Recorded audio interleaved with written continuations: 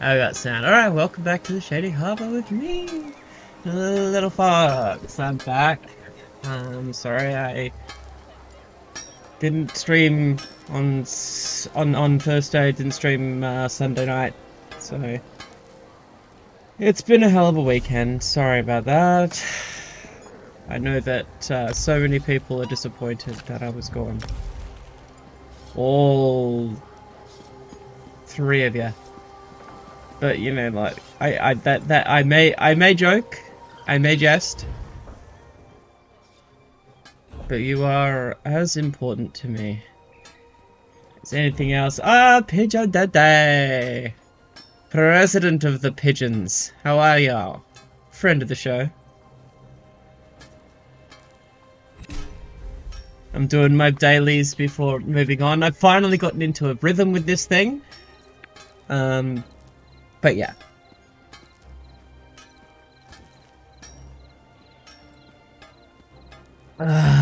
Yum yum yum.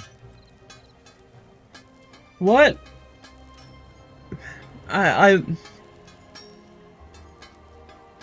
don't get it. Why does it matter if your friends don't wait, I mean, yes, of course it does matter if your friends don't like you, but like you are likable, and if they don't like you, then that's their problem, not yours. Is what I mean. It sucks when people don't like you, yeah, true. But, I don't know, you deserve to be liked. I know. I'm sorry that you're going through this. I don't mean to, make it as if, like, it doesn't matter. I think you're amazing. Oh, hey, you're sending me some stuff already. Alright, I'm gonna queue that up. You've got this. Hey, is Hassan back on Twitch yet? Hey. Is this Walter Masterton trolling at a Florida MAGA rally? 6 hours ago. This is brand new. What is this? Definitely more interesting than me doing this. Hassan is always streaming. But I'm glad that I'm glad. It's funny, like my nephew asked me if I knew these streamers that I can't even remember their names. I've never heard of them before, and I'm like, "Have you heard of Hassan?" And they're like, "Who?" And I'm like, "Shark 300? Who?" And I'm just like, we're in different worlds. I don't know. I'm still like super like happy that I got to catch some of Lady Raincloud's stream, because she hasn't streamed for like ages, and I was so happy to see her streaming, and it was just like, yay! Shark0, yeah, he's a streamer. Wait, his YouTube channel is clips. I need to do clips. I am so bad with my YouTube channel. Like, I literally have about 16 hours worth of hard disk space before I need to go through and delete more videos. I have debates. Yeah, it's in the doobly-doo. It's in the doobly-doo. Hold on.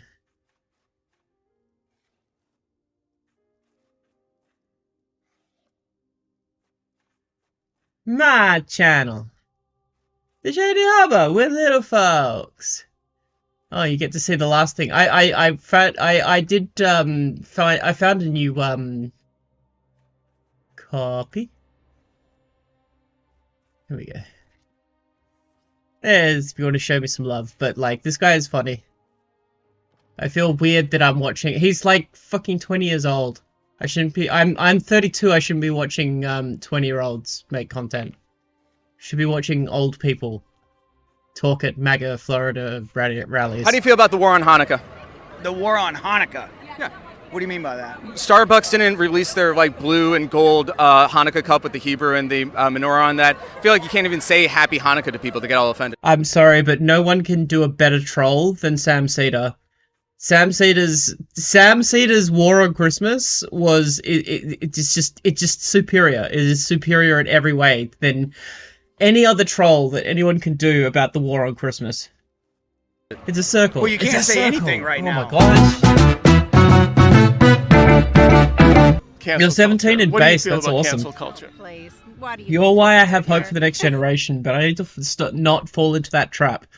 I need to not fall into the trap of laying the expectations of the future on the next generation. But I don't know what else I'm supposed to do, except for yell at my monitor. I wish we could cancel culture. Exactly. My dad was a victim of cancel culture.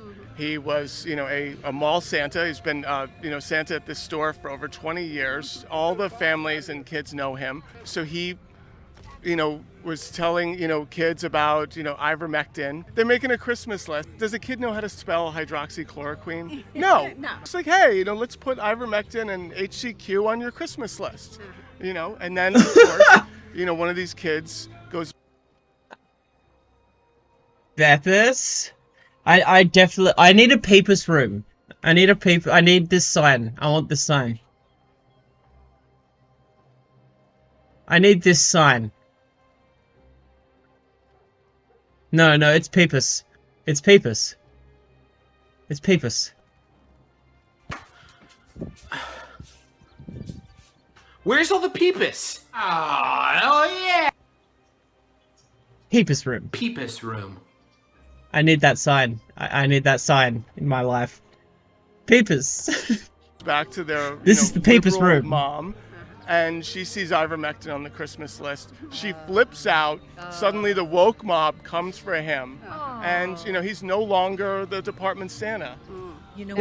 Like, I know that he's trolling, but those ladies are so nice. Like, either these ladies are nice, or they live in conservative homes, so they're probably afraid of getting, like, hit by, like, the white man, for not laughing at all of his jokes. Like, you know what? I'm gonna say this right here and now. He's using his male privilege in order to get the people to take him seriously, if they're women. See, I can be like a Uber SJW. We're walking on eggshells.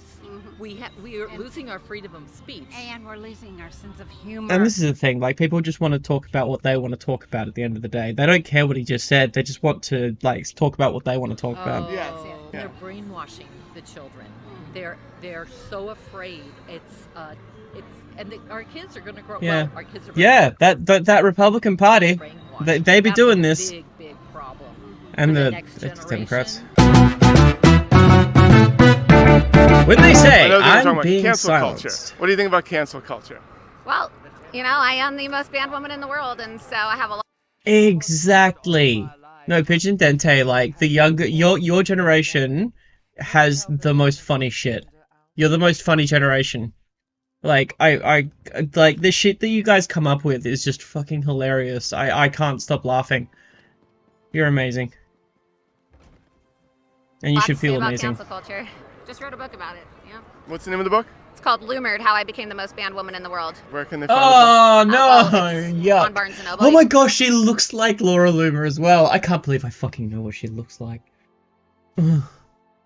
My brain is broken. I'm Australian and I know who Laura Loomer is and, like, what she looks Go like. to Barnes & Noble, and you can go to my Fucking hell, website America. and get copies as well. It's not on Amazon. Well, Wait. Amazon did. Oh no, kick me is off- that her? Wait. Get copies as well. Yeah. What's the Banned woman. cancel culture? What do you think about cancel culture? Well, I am the most banned woman in the world. Oh and shit, so that I is have a lot her. to say Okay. about cancel No, that culture. makes sense that she Just looks wrote like a book Laura about it, Loomer yeah. because she What's the is name of the Laura book? Loomer. It's called Loomered: How I Became the Most Banned Woman in the World. Where can they find the book? Well, it's on Barnes & Noble. You can go to Barnes & Noble, and you can go to my website and get copies as well. It's not on Amazon. Well, I mean, like, you can probably go to the warehouse that your company bought all of the books on to make it a bestseller. Wait, was it, bestseller list? There you go.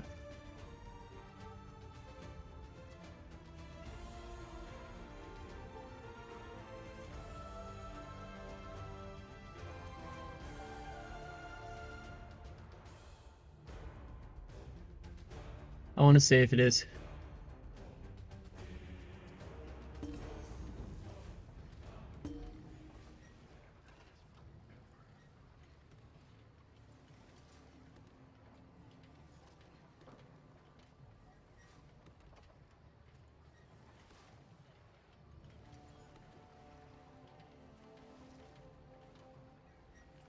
Hey!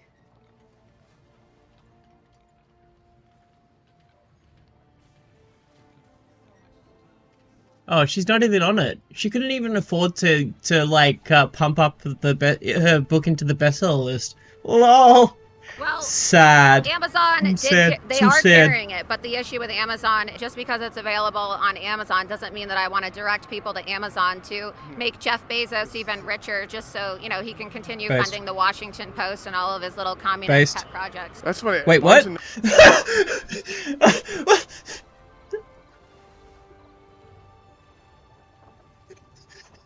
Yeah, like I don't want to fund Jeff Bezos. Yeah, based.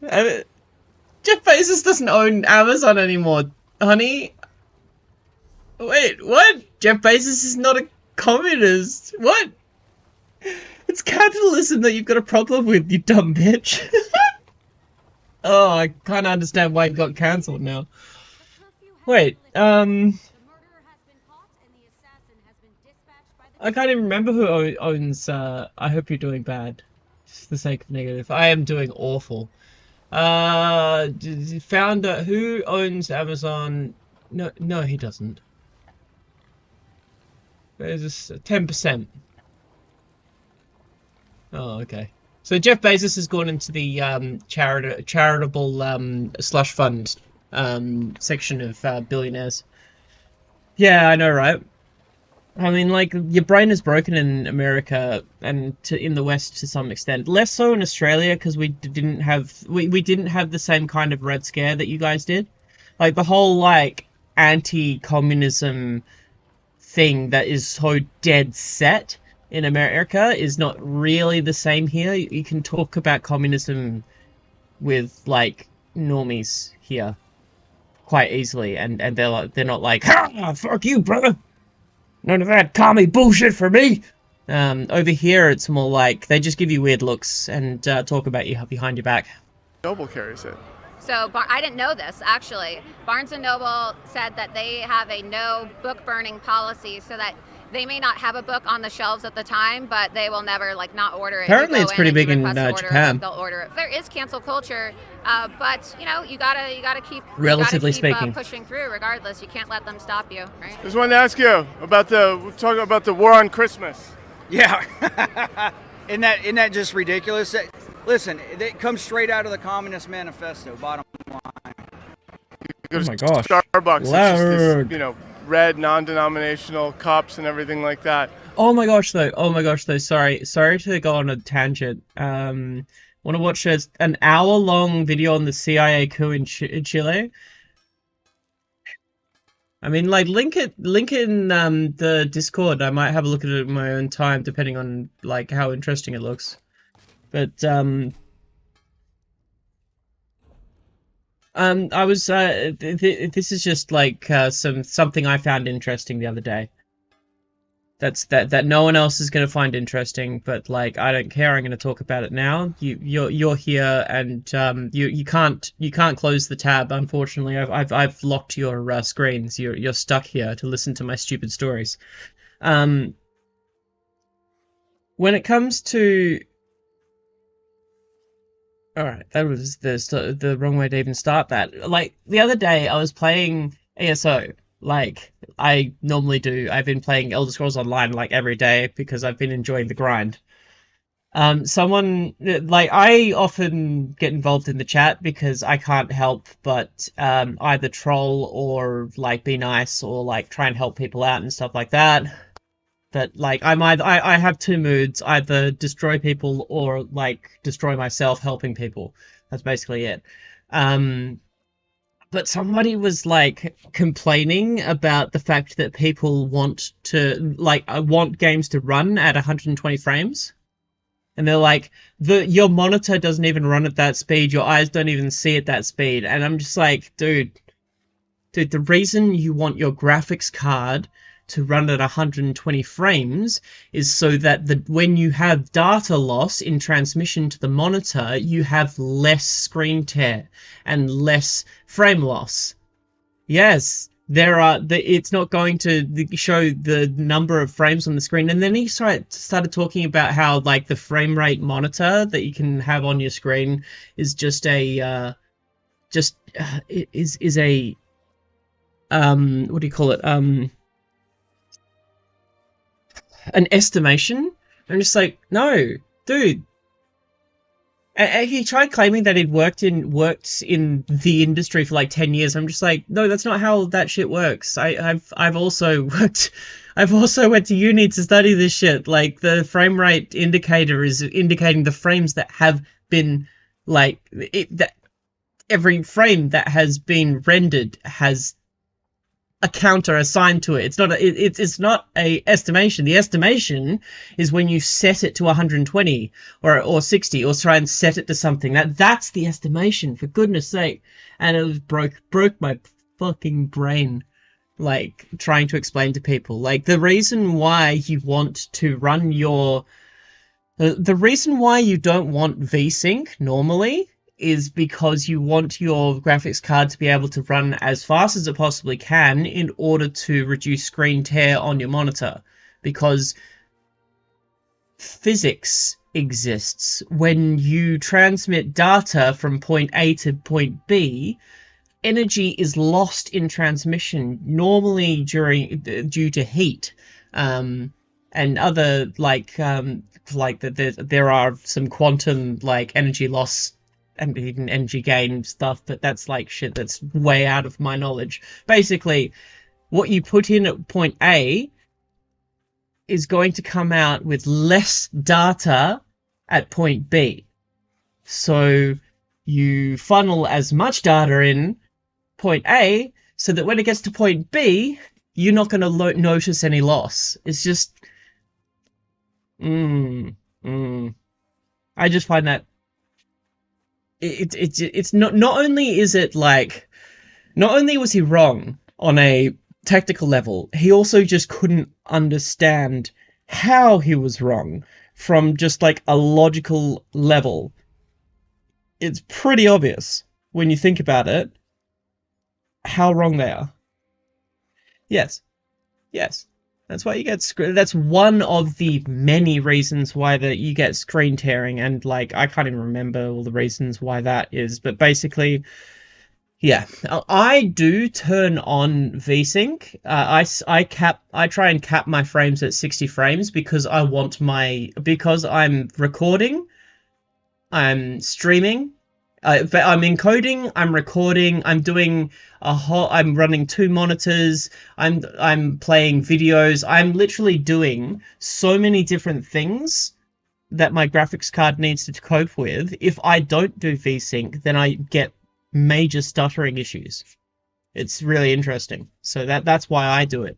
Like, it's for streaming. And that's it. Otherwise, if it was for myself, I wouldn't cap the frames at all.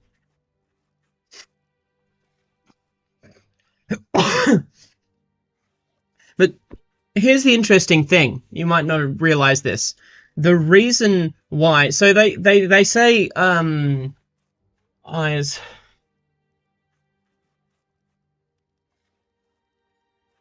Here's an interesting thing. So, basically, your eyes see at about 60 frames per second, but your brain can process data much faster than that. The same thing applies for high frame rates when it comes to how many frames the graphics card is processing and how many frames the monitor is receiving and then transmitting. Like how I explained to you data loss. The faster the frames on your monitor, the less artifacts your eyes will pick up. So yes, you can actually tell the difference between a monitor running at 60 frames per second and 120 frames per second, even though your eyes can't actually see faster than about 60 frames per second. for the same reason, because when you have, there is always data loss. And when if you want things to look smooth, the things are never perfect. Like, you're never going to get like perfectly 60 frames per second. But if you're running it at a faster speed than 60 frames per second, then any corrupt frames, any artifacts within the frames are going to be too fast and less likely to be noticed by your eyes and then processed by your brain in a weird way. Interesting factoid, that. So now you have an argument against people who say that it doesn't matter if your monitor is 60 frames per second or whether it runs at 120 frames. It actually does matter. But my personal preference is I don't give a fuck, because I can't really, I don't really care as long as it's above 30 frames. If it's above 30 frames, I'm happy. Yeah, I notice artifacts and stuff, but like, it's not a big deal for me.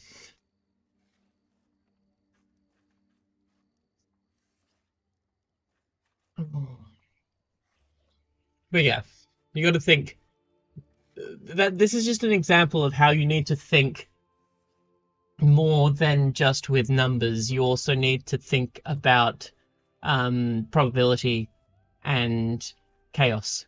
Like, you got to add chaos and probability to your calculations when you're trying to come up with this kind of thing. Like, plain mathematics does not work when it comes to computers, because not even computers are perfect. Parts will fail. Weird artifacts will appear. We don't have anything which runs at a perfect amount of frames per second. If you lay out all those frames and look at them, you'll be like, what the fuck is this? Like, how can I see this stuff?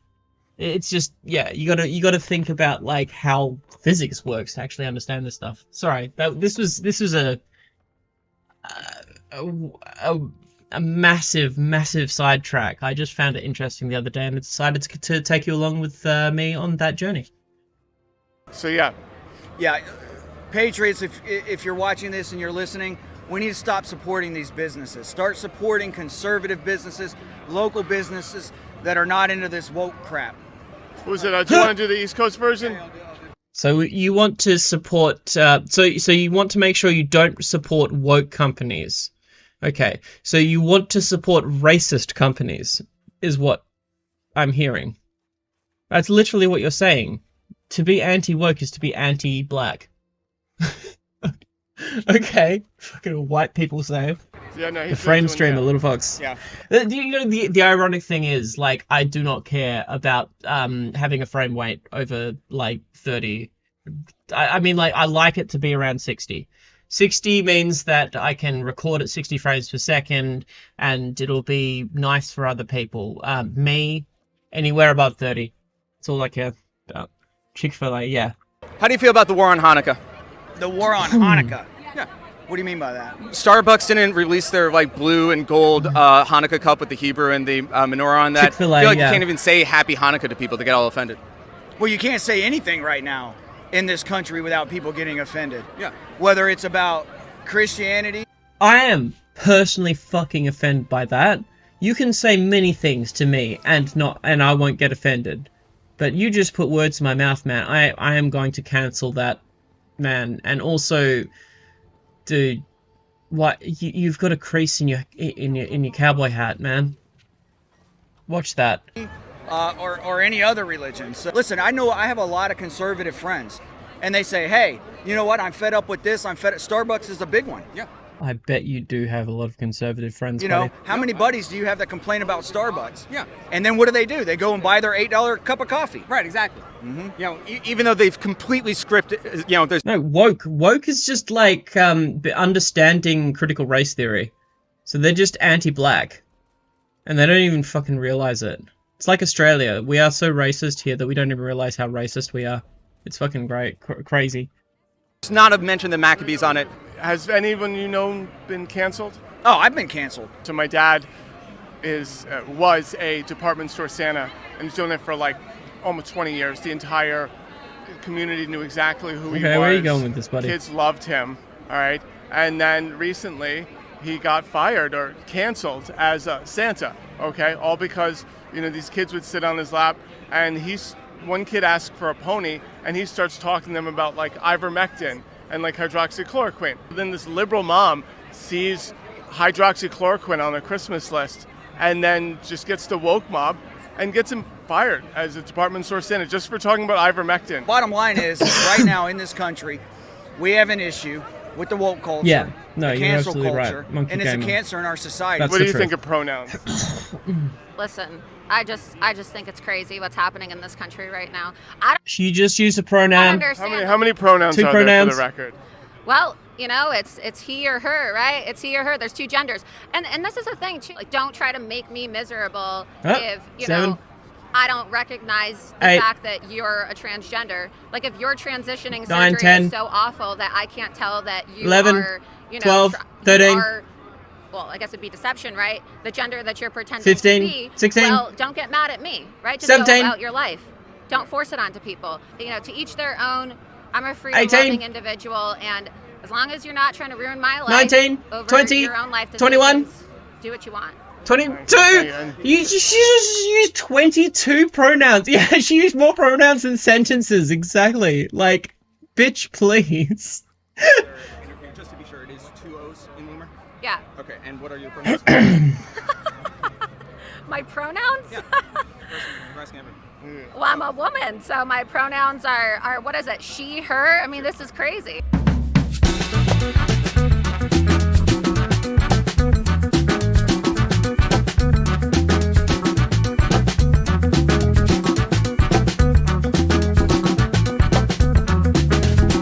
Very nice, very nice.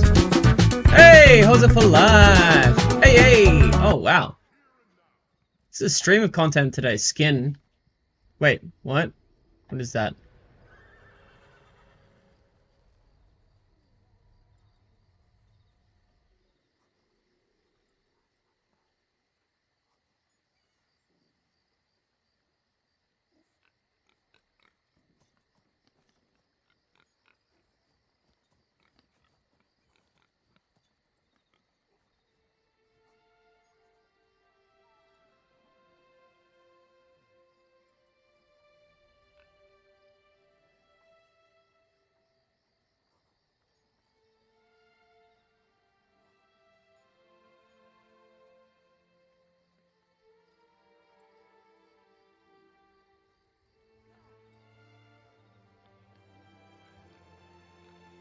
I see your sexy. Yeah.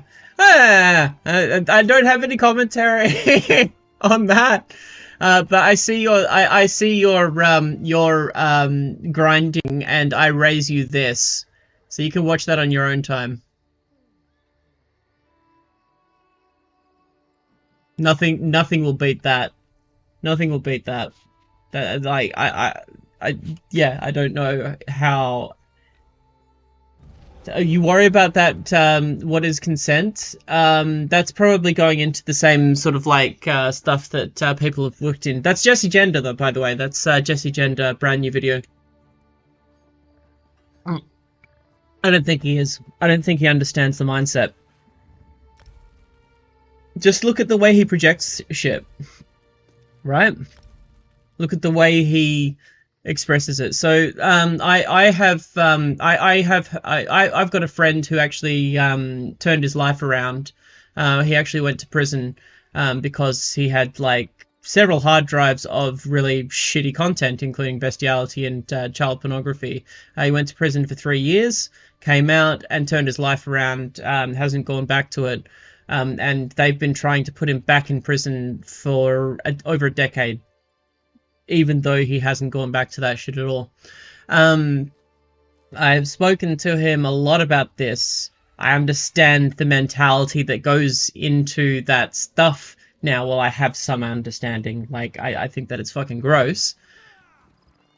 You see my grind and after seeing my clip, yeah, I knew you would fall. Matt Walsh is just a fucking idiot. the way he projects onto what his idea of a pedophile is so cartoonish. He has the mind of a child. He doesn't understand other people. He has the mind of a child, and only got to where he is because he sucks the conservative pipe. I think he believes in what he believes in, but I don't think he's a fucking pedophile. I just think he's a fucking idiot, like the rest of them. Child brain, baby brain. But yeah. I met my friend after he went to prison, by the way. So. But yeah. It's interesting seeing the perspective, like talking to someone who has got a perspective of life after having gone to prison for something like that, and the lack of you basically, while you're in prison, you have support for that stuff, like there's a support group, but when you leave prison, at least in Australia, you are barred from speaking to anyone that you spoke to in prison. So basically all of those support networks that you created, gone. You step out of prison, you're like just shit out of luck, and you basically start from square one, and you have zero support. You're unable to get so many jobs. So many jobs will just, because you have to disclose that you went to prison, and they will eventually find out what you went to prison for. And so what the fuck are you supposed to do? Pushed into depression, you fucking, like, you there is a high chance of reoffending, because, like, your life is fucking ruined, and it doesn't solve the fucking problem at the end of the day. The problem is that people can't get help for this sort of shit. Yeah. I don't know. The prison system sucks. Punitive justice doesn't work.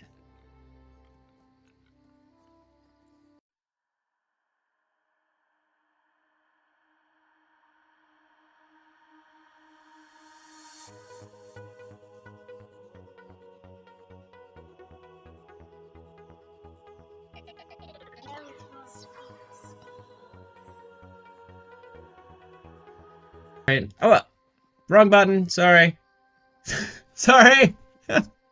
Whoopsies. Yeah, prisons don't fix problems. It makes more of them. Yeah. I pressed the wrong button. I was trying... ASDW does stuff in OBS for some strange reason. Alright. Any idea where the stranger came from? I'd like to buy that hero an ale. No peeing warming?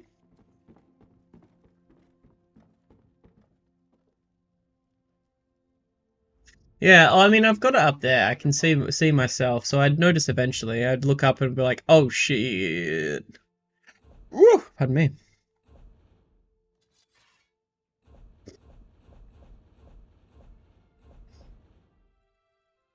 Oh.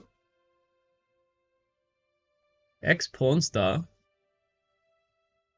recounts his... What? Are you in we've got a very horny hoser for life in chat right now. Recounts his first time on set. All right. He's gonna give me a video camera and I'm gonna go into this back room or whatever. It's like, no. So there's pressure on the guy. I did hear a really good comeback that you can use for someone that you've broken up with if they try and shit on you, like in public. You can be like, bitch, why are you trying to shit on my name when you used to be moaning it?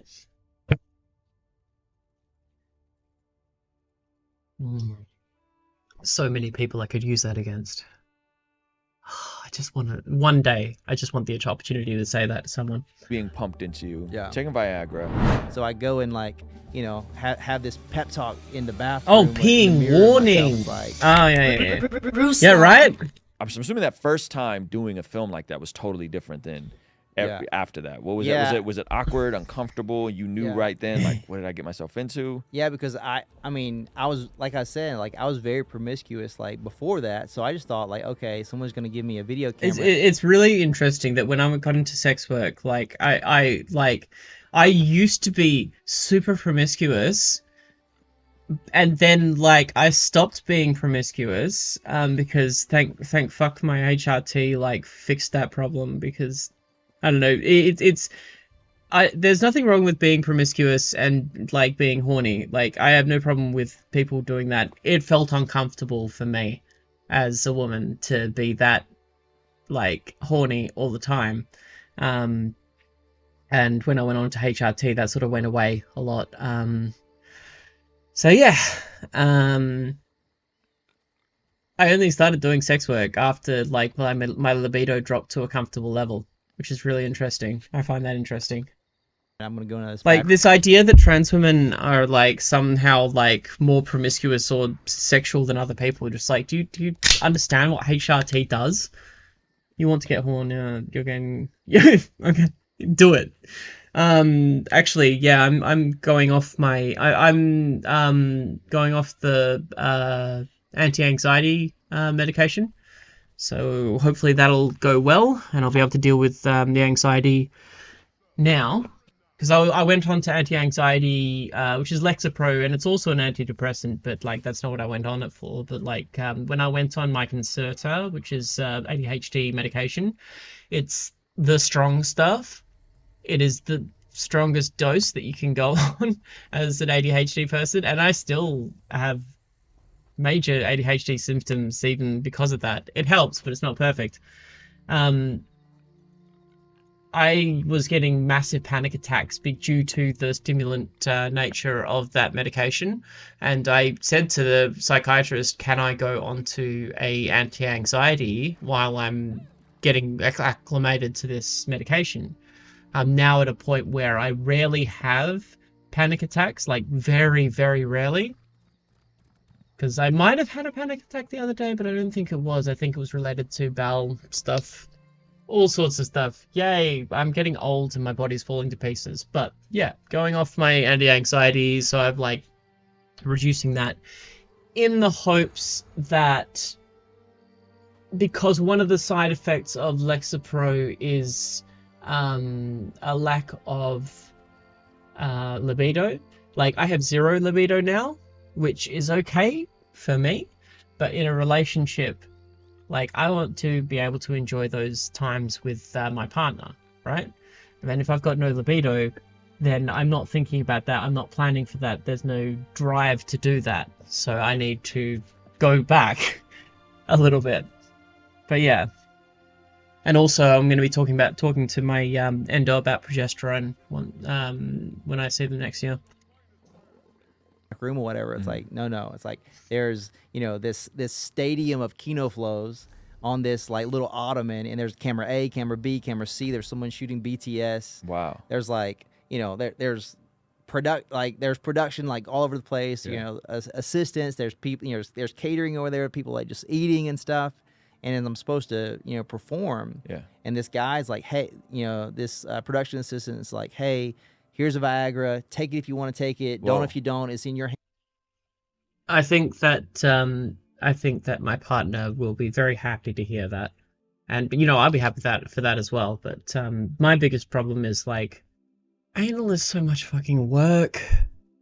Like, and it's so hard in a relationship. Like, it's easy when you're a sex worker because you're like, all right, I'll book you in for this time, and then I know when it is.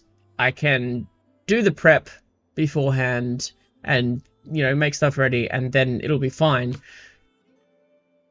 Just try and have a relationship where you have to schedule sex. It doesn't work. You want to have that romantic flow and go from one thing to another. Like you could during sex work, like I did like create that romantic flow, but it was planned. You know what I mean? It's just like yeah, like where you never have to clean, lube, and other prep, just always be ready. Yeah, exactly. Yeah, and never scratch your butthole ever. Fucking hell! Imagine never being able to scratch your butthole. Because you scratch your butthole wrong once, and then then yep, no anal that day. You scratched it too hard. Butthole scratching. clip that. And it's yours. If you've never taken it before, I'd bite it in half. So I go and like, you know, have this pep and shaving everything and shit. Like, it was so much easier where all I had to worry about was to clean that one part of my body, right? And do that. Like, people who have who put penis in vagina have it easy. Wish it was easy to shave your whole body. Well, like if you're on HRT for about 3 years, like it gets a lot easier because the hair just doesn't grow back the same way that it does. Like, you can't see this probably, but my arm hair is about a centimeter long right now.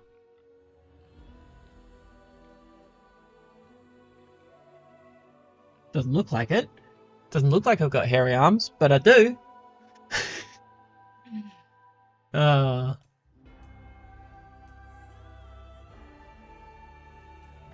yeah, that stuff is annoying, especially when you've had major weight loss and you have to shave. You have to like pull the skin back and like pull it taut in order to shave it properly. See, I like I'm a bougie bitch, and I like buying the expensive replaceable razors, the Gillette Venus stuff, and they've got that's the easiest because the soap is attached to the head, so you can literally just step into the shower and go whoop, whoop, whoop, whoop, whoop, whoop, whoop, whoop, whoop, whoop, whoop. You're done. So much easier that way. I find it easier, but like I've always been pretty good at I have a steady hand when it comes to shaving. People talk about getting nicks. I've gotten more nicks from electric razors than I have with you know, non-electric ones. Talk in the bathroom, in the mirror of myself. It's like, are you gonna do this? You don't want to do this. If you do, don't do it. Yeah. Well, now I have to do it. I was like, I don't. And then I just went back and forth. I popped the whole Viagra. The whole thing. Whole thing. Okay. And then the director's like, you know, just waves me into camera. Yeah. Never had a conversation with the girl. Never made eye contact. Yeah. I can tell you, as someone like who I dressed up as the moon for a party once. So, not just any of the moon, but the Mighty Boosh, the moon. And used shaving cream. Yeah, after about an hour with shaving cream on your face, it burns. So yeah, watch out for that. With her, the only thing that I knew about her was like the paperwork that I signed, because like before you do anything, it's like you see two forms of ID and a copy of like a full panel like STD test, and you sign those. So that was the closest I came to like, or any kind of interaction with her. So do the scene, and then I'm leaving, and it's like I feel like literally feel dirty. Yeah. I remember like having like, you Oh, know. yeah. He's talking about his first time. Yeah, I felt really I felt dirty and ashamed the first time I had sex. I took a client. But then again, like the first time I had sex was pretty shit as well in general. So, and that's the same for a lot of people, because no one gets taught how to have good sex. No one teaches anyone. No one teaches you how to, like, you know, take care of yourself sexually in life. I sure as hell didn't learn that from mum, and I'm not gonna like. I'm not no shade against my mum, like, you know, like it's a weird conversation to have with your kids. What I'm saying is, like, we should have vetted like teachers that study this stuff, teaching that stuff, like not just any teacher, but like a teacher who studies how to talk to children about sex, and who has like incredible scrutiny and all of that sort of stuff and protections, and like that to me would be the best system to run. Yes and no. Understand that some people don't really need to orgasm. I don't really care about it. For me, the holistic experience is what I enjoy from sex. So communication, yes. Here's the thing, though, Bunny B. Lena. What happens when you're putting... Like, I understand the mentality behind it, and the mentality is good. No shade. However, when someone expects me to come, it becomes a less enjoyable experience for me. That's just how it goes for me. A lot of the time, in my sexual experiences, a lot of the time people are expecting me to come to indicate the end of the session. People need to learn better how to end a sexual experience without necessarily needing an orgasm. Yeah.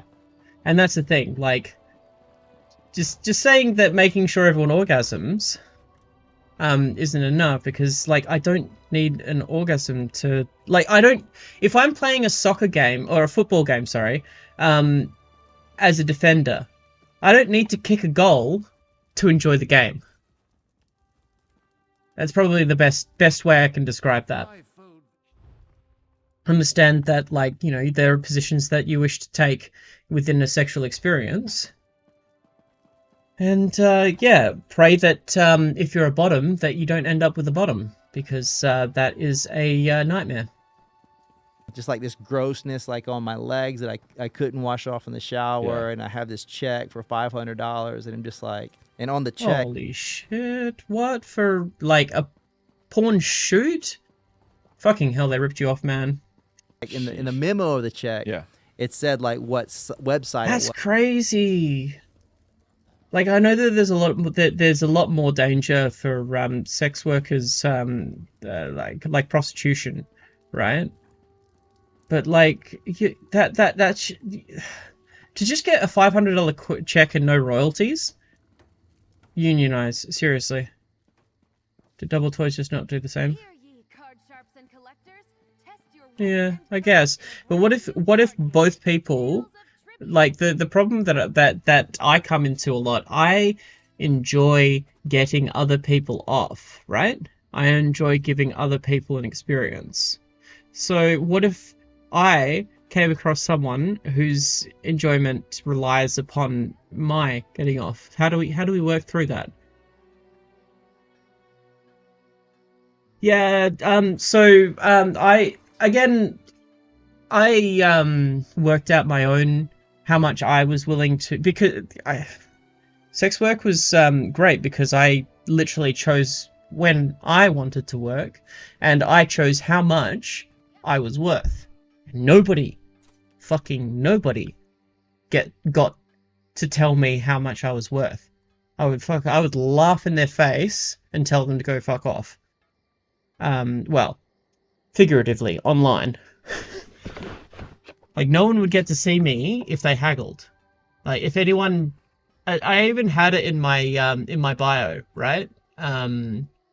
If any haggling would incur a $50 fee. And I've charged that fee before. People try to haggle, I'm like, okay, it's $50 more. Them's the rules, buddy. If you try to haggle with me over if you try to tell me how much my body is worth, it's the price just went up. So $500 American. See, that's for I don't know if that was how long the shoot was, but basically, I would be looking at about $400 an hour, upwards of $400 an hour, depending on what the service was and you know, how much I had to do.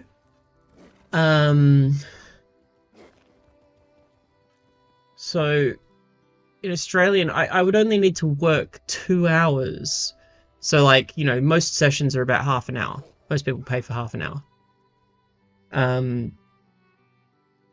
So like generally my rate would start at $200 for half an hour.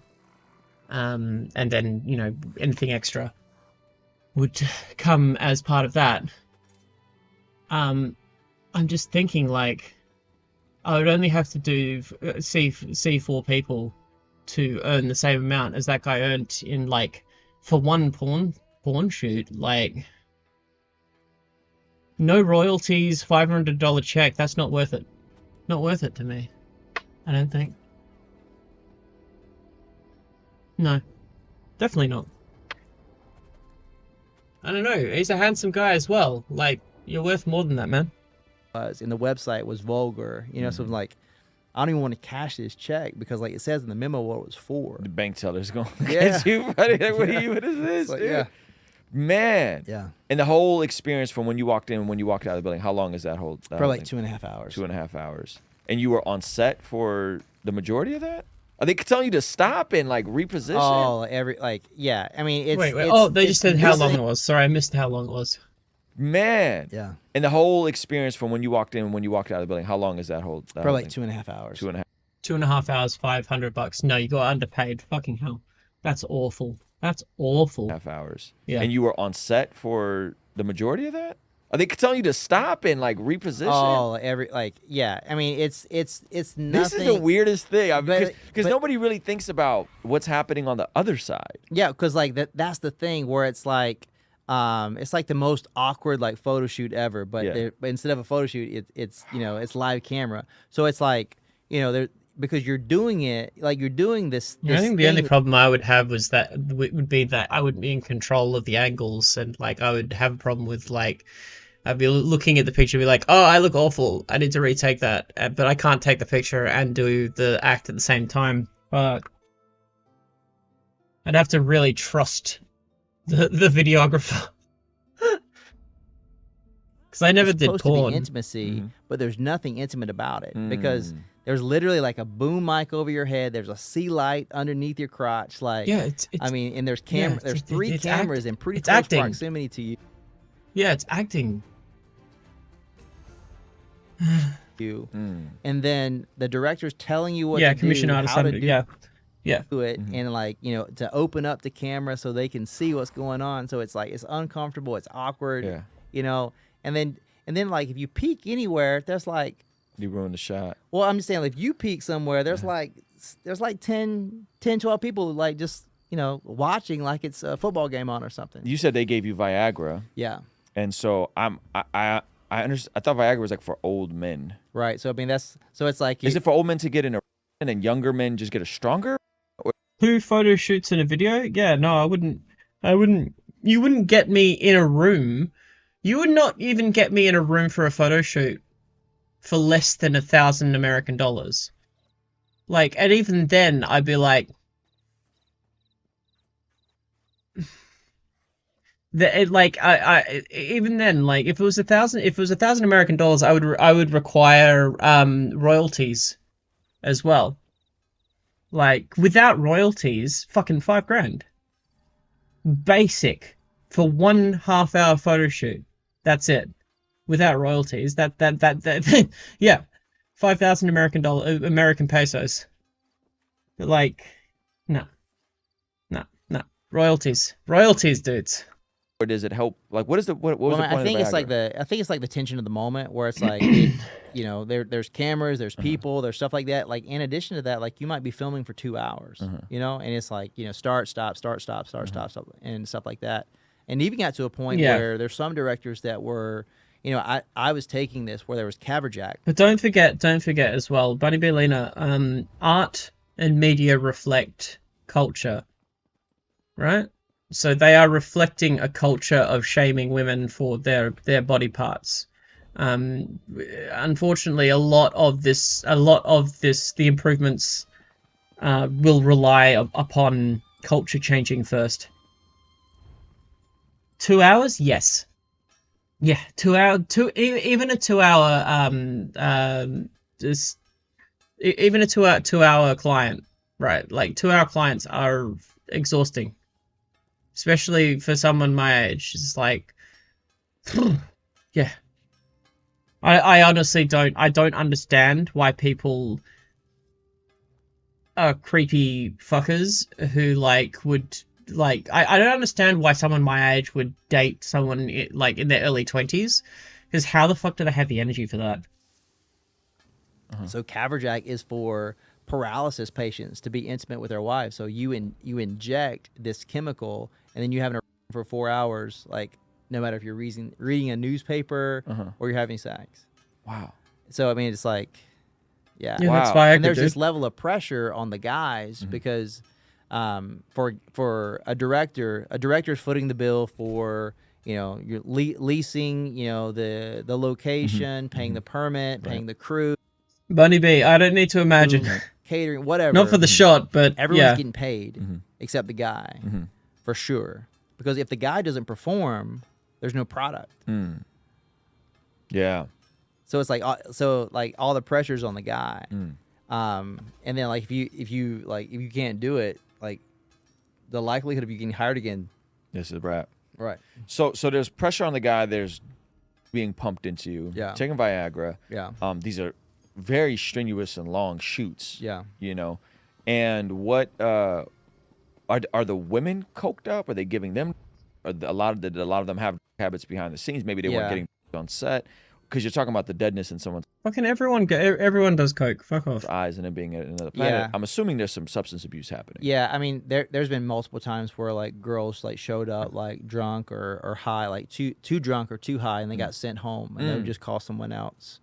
But I think like more like the use happened more as a coping mechanism than an operation system. Okay. Wow. Yeah. That sounds very dehumanizing. Oh, I mean that's the number one thing. If anytime I get to speak, like regardless of the audience, I would pose the question: do you believe that all people are deserving of human dignity? Right. And most people will say yes. Yeah. I was like, well, I want to just encourage you to understand that when you're watching, you're actually robbing them of their human dignity because you're treating a person like a product, and that person.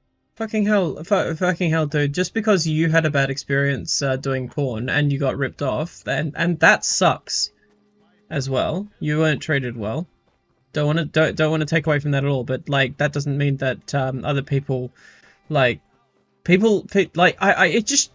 fucking pisses me off. Like when people talk about sex workers, right? And they talk for people like me, who and talk about me as if I'm some fucking victim. Fuck off. The only victim I was of fucking capitalism, and being like in a position where like I need to do that stuff and charge, and that's the issue there. I have a bigger problem with like exploitation under capitalism than I did doing sex work. Fucking hell. I was not a fucking victim. I knew what I was doing, and like it was a better job mentally than any other job I've fucking been in. Exactly, like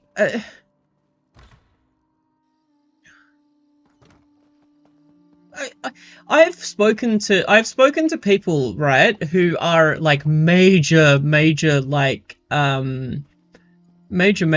porn heads, or like I guess like people would call them porn addicts, but they didn't really like feel like they were addicted to porn, but they watched a lot of porn. And like it's the same as someone who watches a lot of streamers. They know all the names, they know all of the drama in the background, they care about these people. Like, y'all talk about pornography as if it's just people just having a wank. Just like, well, no, there are porn stars who have fans, who like know shit about them. Gooners. I don't know. Oh, Gooners. Oh, or is it Coomers? Cashier.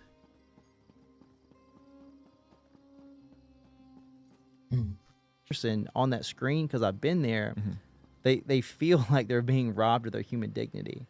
And then I'm sorry, if you can, but like I again, I'm sorry that this happened to you. Don't speak for the entire porn community when it comes to that. The problems you have is with exploitation, and that's exploitation under capitalism. Continue to do so, you just become okay with that because your behavior becomes who you are to a degree. Yeah, see, like, I don't really like the idea of, like, using a derogatory term. I'm talking about people who are fans of porn stars and, like, give a shit. Because there are a lot of them out there if you actually talk to people who really enjoy their porn. They use it for themselves? Fucking hell. I don't know. So, Lovey? Wow. So it's interesting because you used the word perversion and distortion earlier. Yeah. But that is what it ultimately is. It's a complete perversion of, in your opinion, to you, a beautiful gift that God gives us and intends to be used between a man and a woman in the context of marriage. Right. And so not only is it perverting that. Yeah. I'm just gonna, like, let that one slide there. What is this, some sort of Christian channel?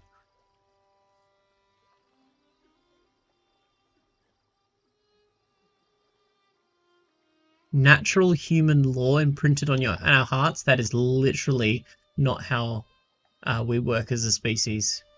Fucking hell. Oh, it's church. Church is Christian, boy. You Christian, boy. But it's literally selling people a lie. Yeah. It's a complete fabrication of how it looks on screen versus what's happening behind the camera. Oh, 100%. I mean, I think like that's the two biggest lies that that exist within, like, number one, that it's real because it's a fake interpretation of a Nobody fantasy. thinks it's real. The fantasy's not even real. Nobody thinks that it's real. It's a fantasy that you buy. Next. Because there's cuts, there's editing, there's two people who are performing, you know? So it's like, if you look... Yeah. I love to... Wait. Peeps don't understand this? Wait. When you all go to watch the movies, do you actually think those things are really happening? You go to watch Avatar and they've actually filmed on another planet? What? Like, just think about, like, a crazy fight scene. Okay. Like the fight scene from Inception, like in the elevator. Yeah. Like, that was choreographed. There were a lot of cuts. There were some things that were fabricated. No like, shit, what you dude. see isn't exactly what happened, but you believe the fantasy of the fight. Right. No shit, the very dude. same way. It's like, it's two performers. They're selling a fantasy. So it's like, it looks like this, and you look like that. And I thought this, and I thought that. It's like, that's the point. The point is to trick you into trying to pursue something you can never get, because you'll become insatiable for the thing. No. Now you're moving to pseudoscientific territory. None of that is true. No. Dude, stop. You had a bad experience. Again, I'm sorry you had a bad experience. But now you're projecting that bad experience onto everyone else that does sex work. So stop it. Get some help. Fucking sue. I don't care. But, like, don't speak for us. That you can't obtain, and you'll continue chasing after it. Isn't that like all sin though? Like it's like it's a perversion. Oh, here we go. It's a distortion of Sin. what the real is for the sake of a fabrication. Yeah. And What? then No, that's not what sin is. Sin is, like, God told us not to do shit. And if we do the bad shit, then that's sin. Because God says so. Not because, oh, it is a distortion of the natural order. No. Like, show me where that fucking shit is in the Bible, dude. Have you ever... Bro, do you even read Bible? Do you even read Bible, bro? the implications of that on the human brain. Right. Even if it's even as simple as Instagram, you know, like you're seeing people's highlight reels in a curated version, and then that's distorting. Holy fucking hell, dude. Like yes, we have natural things that work within our brains, but we're aware of that. And because we were given minds that can think and can reason, we can actually overcome that shit. That's the... Seriously, dude. Learn some neuroscience and some evolution. Yeah, no, he's sort of brushing on the whole idea of porn addiction as a real thing, which it isn't. Right now, it's not a real thing. It might end up being a part of the whatever you call it, but when it comes down to it, it is an addiction in the same way that I'm addicted to Pepsi Max. I like the taste, and I continue drinking it because I like the taste. It makes me feel good because I enjoy it. That's it. It is not addictive in the same way that cigarette smoking or antidepressants are. When it comes down to it, like you had those things, if you go off them cold turkey, you will have medical withdrawals, and it will change the way that it'll change the way that your brain works when it comes to that. It will change your brain chemistry, basically, in a very physical way. Yes, your brain chemistry changes when you watch pornography, but it doesn't change in any other way. Like, it changes in the same way that your brain changes, chemically speaking, that you when you eat ice cream. Like, when they show you like pictures of what your brain looks like brain chemistry while you're watching porn, yeah, that's what happens. That's what your brain looks like when it's like enjoying a circumstance. And yeah, that's how your brain actually says, "Oh, this is good. I enjoy this." That's it. That's all you're showing. So freaking dumb. Your own perception of what is fulfillment and what is reality. Hey, if you want to see the full podcast that this clip is from... No. Fucking hell, that hair. Oh my gosh. I need to talk about some kid who got addicted to porn and got all sick and sad. Oh, that was an actual, like, movie? Evolution debate. Oh my gosh. Zen Shapiro doesn't... Oh wait, an evolution debate? Oh, I would love that.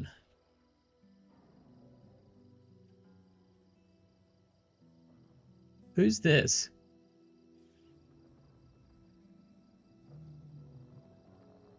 What's up, guys? Johnny Sins here, and welcome to my funniest intros.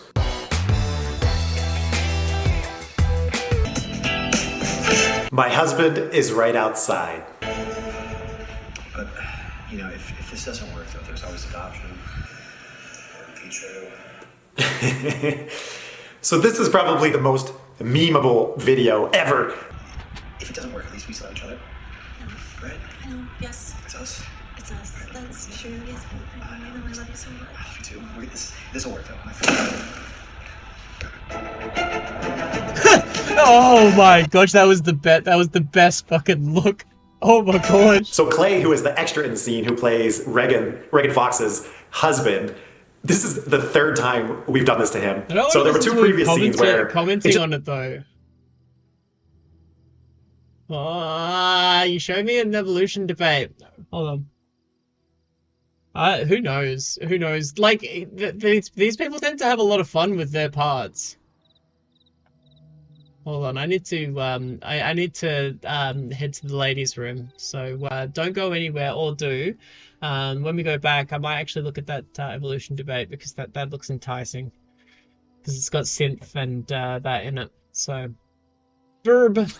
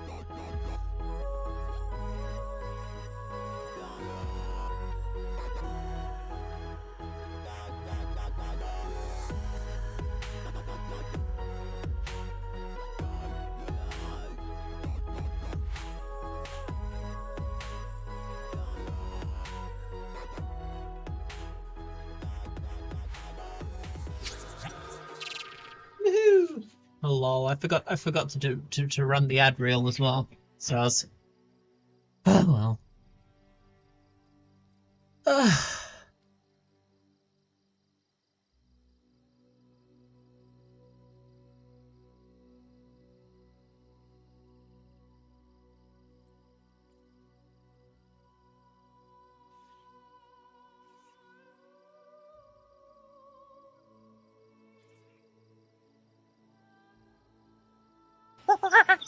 You can find me here in the Crucible. I'm the in-house left-wing debater. Hello, my name is Bonk. Cardo on YouTube. Yeah, Zen Shapiro, in-house right-wing debater on the Crucible.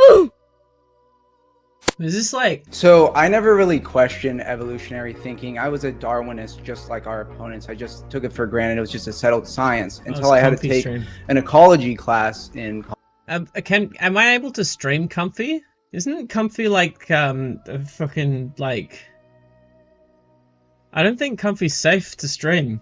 I think that there's that streaming platform exists to break TOS. Or because it doesn't have the same TOS as Twitch. I think it's safer to watch the condensed version. College, which had strong evolutionary themes, you actually start to learn about the terms that they're talking about. And then also a philosophy of science class. So we often hear 97% of scientists agree with evolution. But what do we mean when we say evolution? Because there's microevolution and there's... Like, what do we mean when we say 97% of scientists agree with that? The expert consensus is that the theory of evolution is what is... It just is. That's it. Like, evolution is the process. Is the name for the process that all living things adhere to. Like, that's the consensus. It's different from, oh, all scientists have the opinion that exists. No, it's not an opinion. It is as close to objective truth as we can come. It is a consensus of objectivity. So a subjective consensus of objectivity. So evolution exists in the same way that gravity does. Macroevolution. And these are... It is observable. It is testable. It is you can see it with your eyes. It's just there. The name for it is evolution. It exists. Are real scientific terms. You can go to Berkeley, Harvard's Department of Biology website. These are real descriptions. So microevolution or adaptations is what they are talking about as a settled science. Fur density, beak shape, size changing. It's not just micro. Like, I don't even know all the different like fields of evolution. There are so many of them.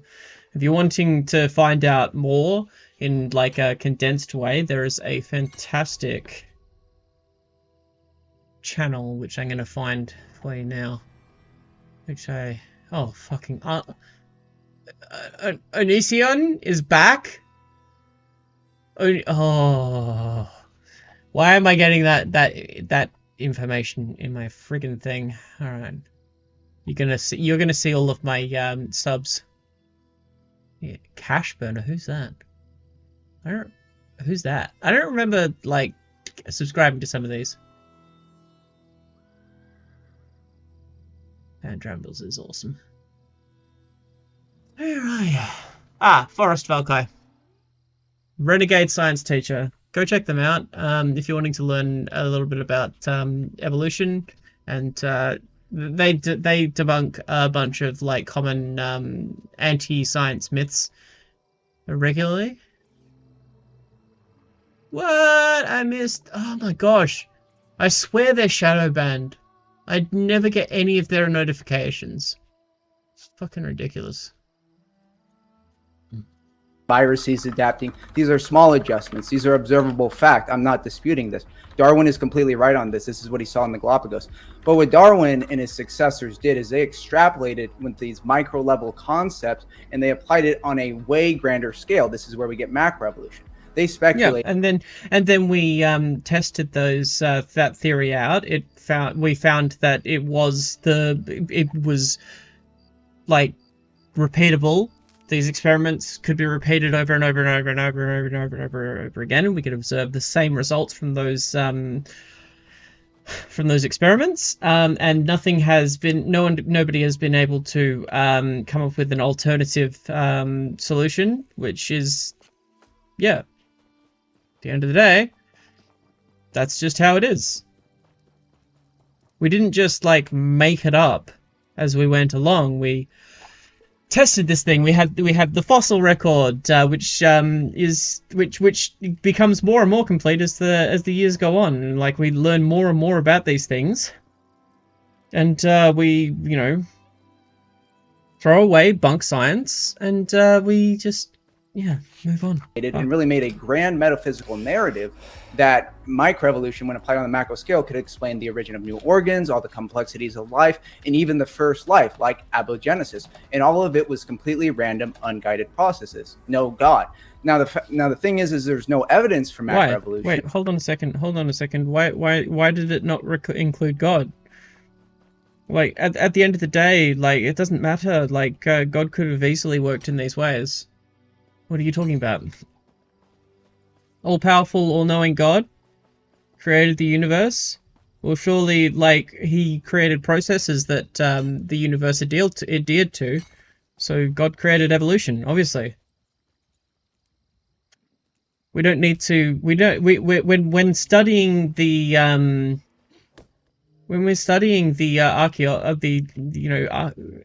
it's more important to study the building than the architect when it comes to evolution, especially when, like, the architect isn't someone that we can, like, actively, like, ask questions of.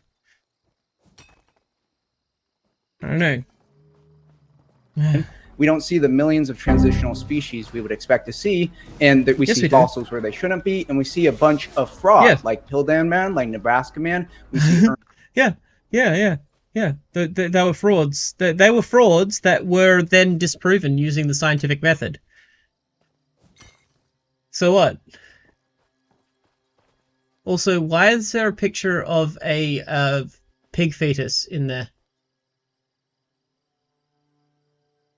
Yeah, the Piltdown Man is a famous one. There's a whole video of that on Forrest Valkai's channel. Like, yeah, you can pick up, you can find examples of people faking shit. Cool. Whatevs. Does that mean that because Kenneth Copeland exists, God doesn't? What a stupid argument. Ernest Hagel's fake embryo drawings that are still in biology textbooks to this day. This is just the fraud that we... They've been removed. Like, again, those drawings have been removed from textbooks currently. Unless those textbooks are explaining like fake shit, like the Piltdown Man. Again, the channel that I linked, Forrest Valkai, literally has a video on this as well. Like, these are common myths around evolution. I love it. I'm hearing all of the best. These are all the greatest hits. It's amazing. Know about, and some of this is still in biology textbooks. So imagine all the fraud we don't know about, and they don't even try proving. Imagine all the fraud we don't know about. Tell us the fraud that we don't know about, because every single one of these frauds that you talk about, they weren't debunked by Christians. They were debunked by scientists because they did not stand up to the scientific method. Scientists saw these things. Scientists looked at the Piltdown Man, and when a scientist looks at a new theory or something new coming along, they criticize it and they try and destroy it, because that's how science works. You need to be able to prove something exists, and it needs to be repeatable, it needs to be testable. All of these frauds were picked up on by scientists, and they were thrown out by scientists. You are literally describing how science works. You're not describing what you think you are. It would be a problem if we still believed in these things today, but we don't. Except, like, Christian fascists and people like Zen Shapiro will bring up, like, race realism and things which, are debunked scientific ideas as if they're real. It's interesting how they pick and choose what is a fraud and what isn't when it comes to science. Yeah, Darwin was wrong about a lot of fucking shit. That's why we improved. We built upon what was known. We disprove old scientific theories and we come up with new ones which work better and are a repeatable scientific process. You are describing a process of science and why evolution is as strong as it is, because when you put it up to scrutiny, like the Piltdown Man, like the fake drawings, right? Which are a little bit more complicated, but like, yeah, we know about those drawings now. The fact that you know about those because scientists saw them and disproved them shows how strong the scientific method is. Doesn't disprove science when you come up with examples of science auditing itself. Evolution or macroevolution using fossils anymore. Now they say DNA proves evolution. But Charles Darwin... What do you mean? Fossil record is constantly updated. What are you talking about? DNA is proof? What are you talking about? Darwin did not even know about DNA, and the more that we're learning about DNA, it's actually proving creation. Because how does DNA, how does information come from nothing? These are very... Okay. This is a common these are like, this is rapid fire greatest hits myths. He's bringing up let me see if I can remember what it's called.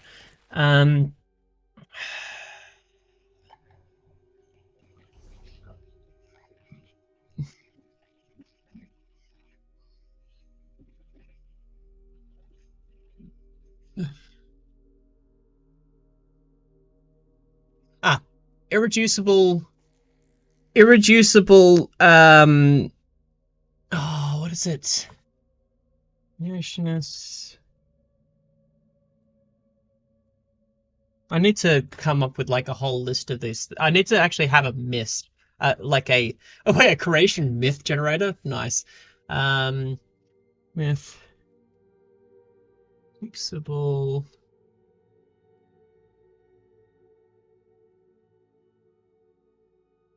Irreducible complexity. Yeah, we're going with Wikipedia because that's going to be the easiest way. It's an argument that certain biological systems with multiple interacting parts would not function if one of the parts was removed.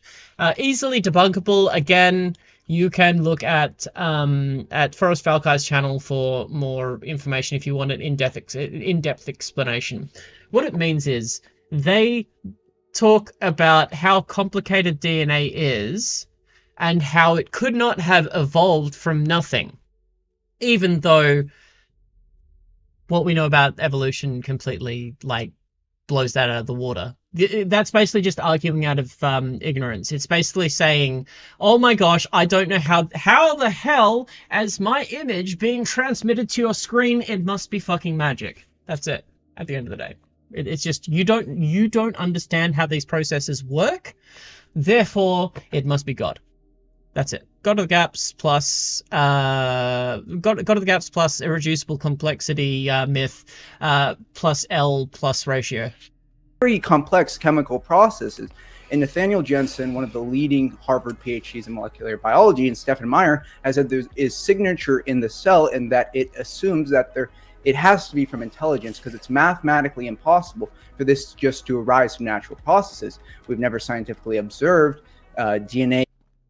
If you look up both of those scientists, I guarantee you they have completely they either have not said what this man is trying to say right now, like his cherry-picking comments and remarks that they've made in the past, or they have spent the rest of their careers trying to say, no, that's not what I meant. Guaranteed. They come from nothing, and all the theories that they come up with, that these blind processes can't even be replicated. So if an intelligence of a scientist can't even recreate it in a lab in intelligence, then how can a blind process do it? So I'd like to see our opponents talk about how... Well, I mean, that's what evolution is, and if you understood evolution, you'd know why. Like, we know how these work. We know how this works. That's what the theory of evolution is. Just because you don't understand it doesn't mean that it's magic. That just means you're a fucking idiot. Sorry, not sorry. But yeah. Just shows that that just shows your ignorance. It's not gonna happen in a second. Are you sure about that? Let me see if I can find it. Also, check out Dan Tramble's amazing stuff.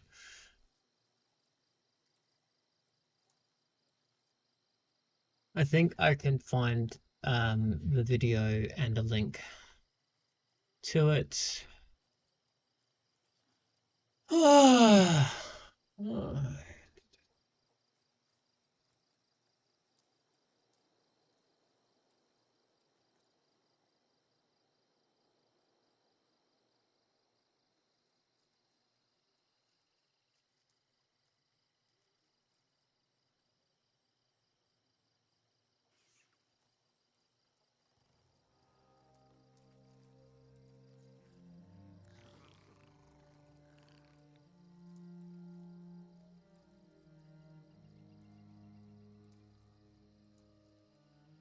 Don't mind me.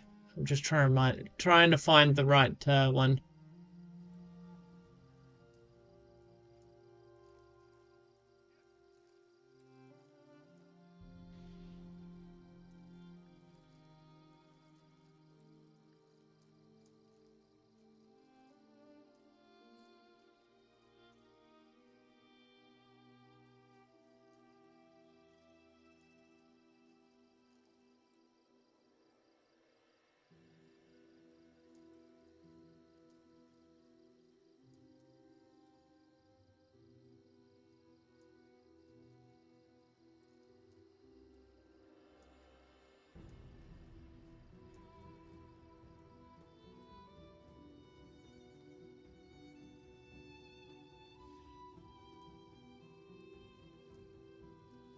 Damn. Sorry, guys.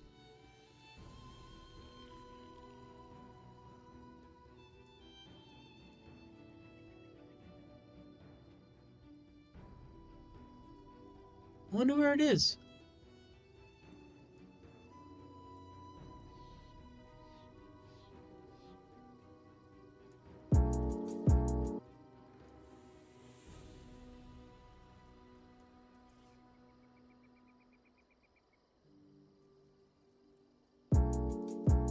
Oh wait, scientist versus scientist, I think it was.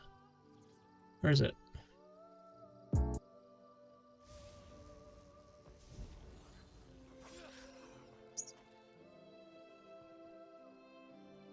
Alright. Alright, so this took...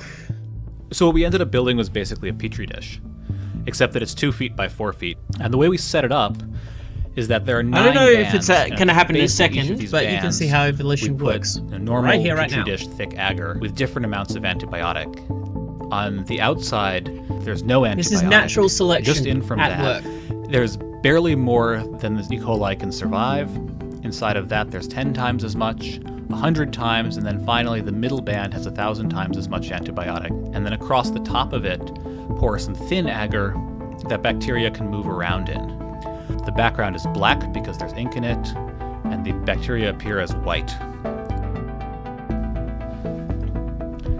First, this is just one of the thousands of experiments that, like, are repeatable and are done that prove natural selection as a process and also, you know, evolution as a concept. Like, this is just one aspect of evolution. Like, evolution is such a broad and amazing and complicated and interesting topic.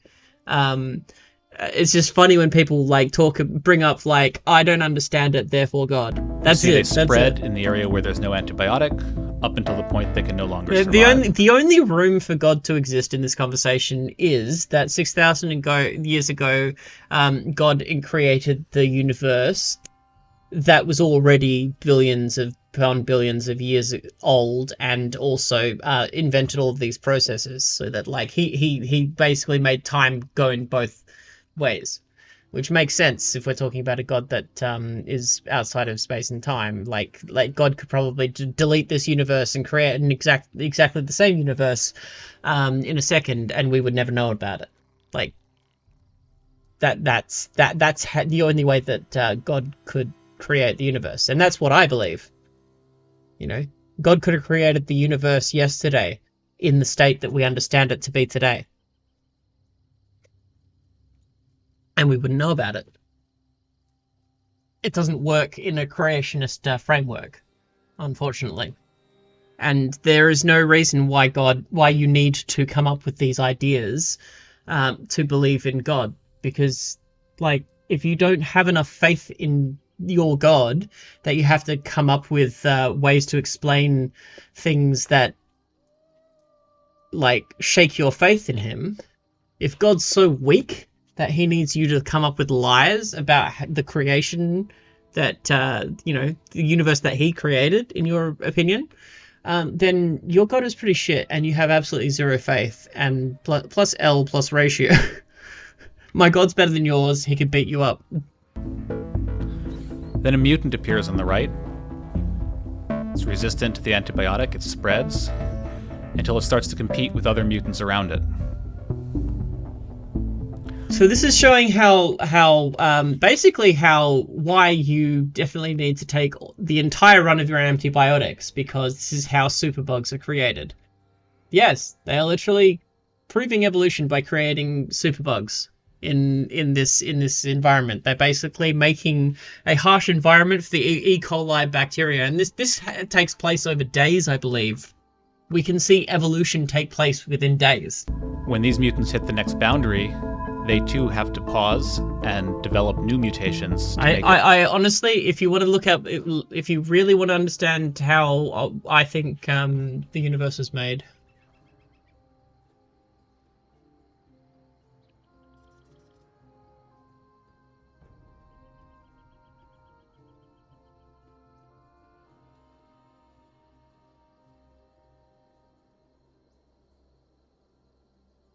read this book. Quite literally in the first paragraph, I think. I'm pretty sure it's the first paragraph. If I can read the first paragraph, then I can explain. Against the stars, a turtle passes carrying 4 elephants on his shell. Both turtle and elephants are bigger than people might expect. Oh, it's fun. When gods get together, they tell the story of one particular planet whose inhabitants watch with mild interest huge continent-wrecking slabs of ice slap into another world which was, in astronomical terms, right next door, and then did nothing about it, because that sort of thing only happens in outer space. An intelligent species would have at least found someone to complain to.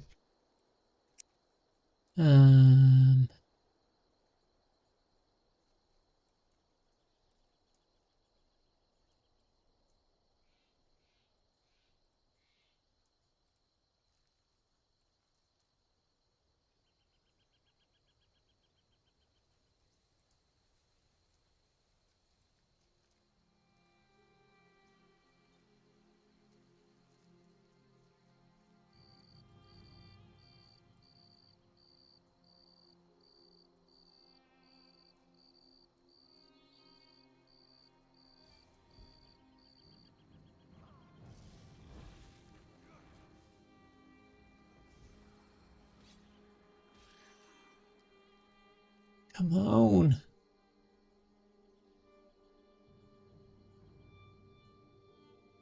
Sorry, it's like, I thought it was the first paragraph, but, ooh.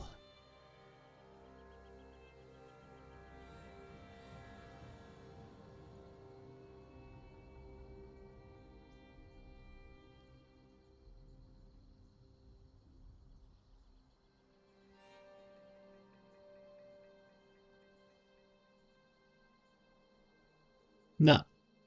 Unfortunately, I can't show you, but basically the story of that book is that if you're familiar with Discworld series, it's like an allegory for Australia, but basically there is a god that decides to create a continent. And he created it like in an instant, and it was already there because he's fucking God. I can't. Terry Pratchett has an amazing way with words and using this sort of like this kind of logic. It's the only logic that makes sense when it comes to God existing. Creationist arguments are just so dumb, and they disprove. They basically disprove their own belief in God.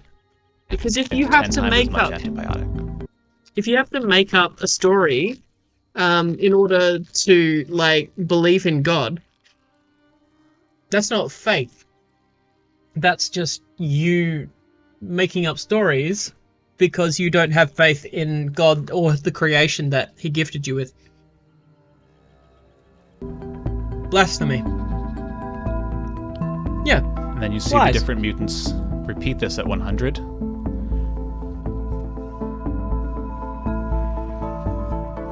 Evolution.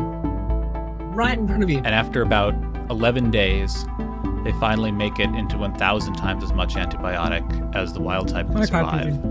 Good night. And so we can see by this process of accumulating successive mutations that bacteria, which are normally sensitive to an antibiotic, can evolve resistance to extremely high concentrations in a short period of time.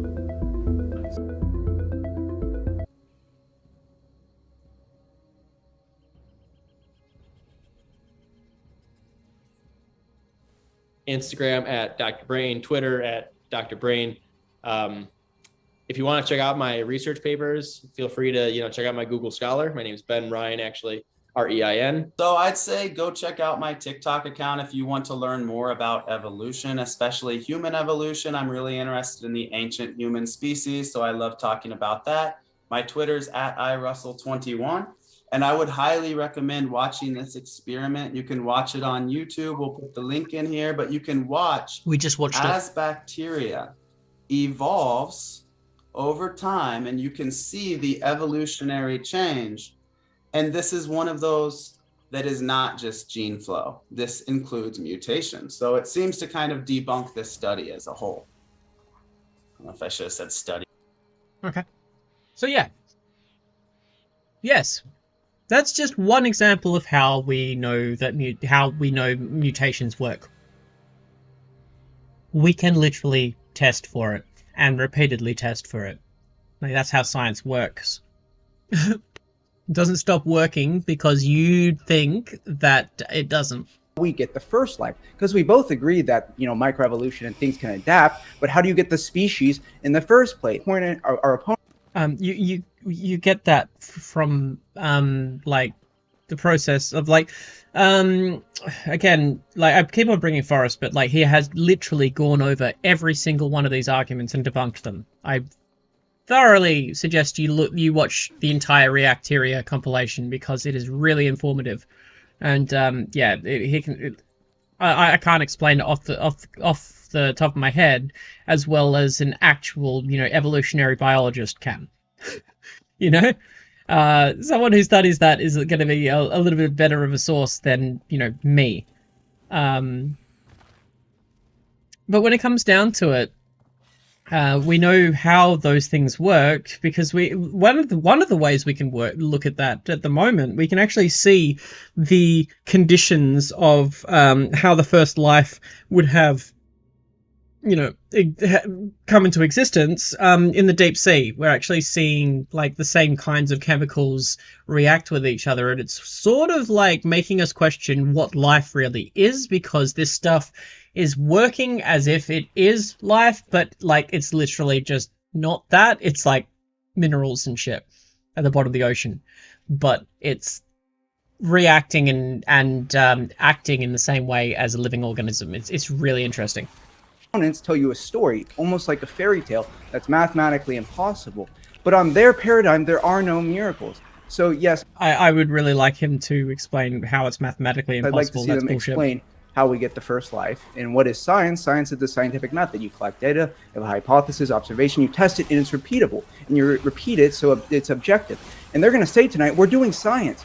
But they're really doing philosophy. You can go to Stanford's Encyclopedia of Philosophy, and you can... I just literally within 5 minutes and like quite easily showed you one of the experiments that they used to prove this stuff.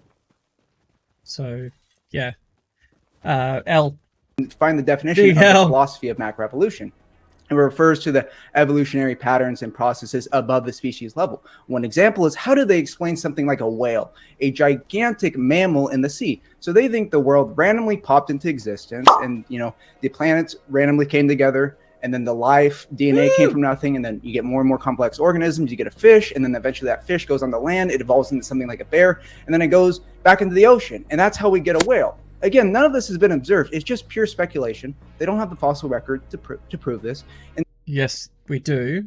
That's a lie. I don't know why he even said that. Yeah, we do. We have that, dude. What are you talking about? It's called the you named it. It's called the fossil record. It does. Yes. The problem is that they start with the assumption that macroevolution is true, and they interpret everything within that paradigm. No, we aren't just even Darwin observed something, studied it, and then came up with a theory for why it might work, and then other people did the same thing. That's how it worked. You're just making up shit, dude. Like, you're literally just making up shit. Arguing a certain level set of facts. They don't have the facts. We're arguing at the paradigm level of who is in the right paradigm of what is actually possible on evolution, because there are limits to evolution. You can read lots of studies like Forbidden Phenotypes and the Limits of Evolution, on revealed by statistics.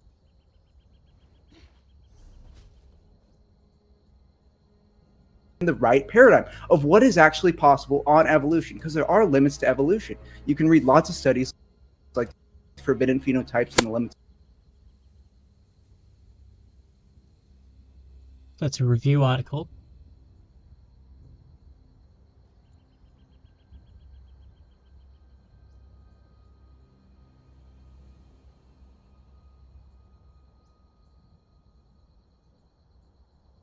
Okay, so that's talking about the limitations of certain studies of evolution. And then it talks about how other forms of understanding, like carbon dating versus, the repeatable experiment that I showed. So you don't understand this article, for one. Of evolution, the limit.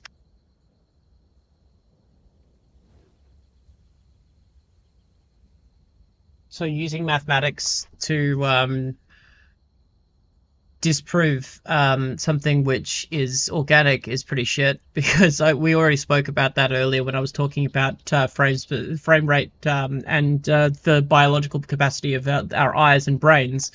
You can actually tell the difference between 60 frames per second and 120 frames per second based on the artifacts that 60 frames creates, that 120 frames would make up for. Mathematics doesn't always work in that way. Also, guaranteed that is either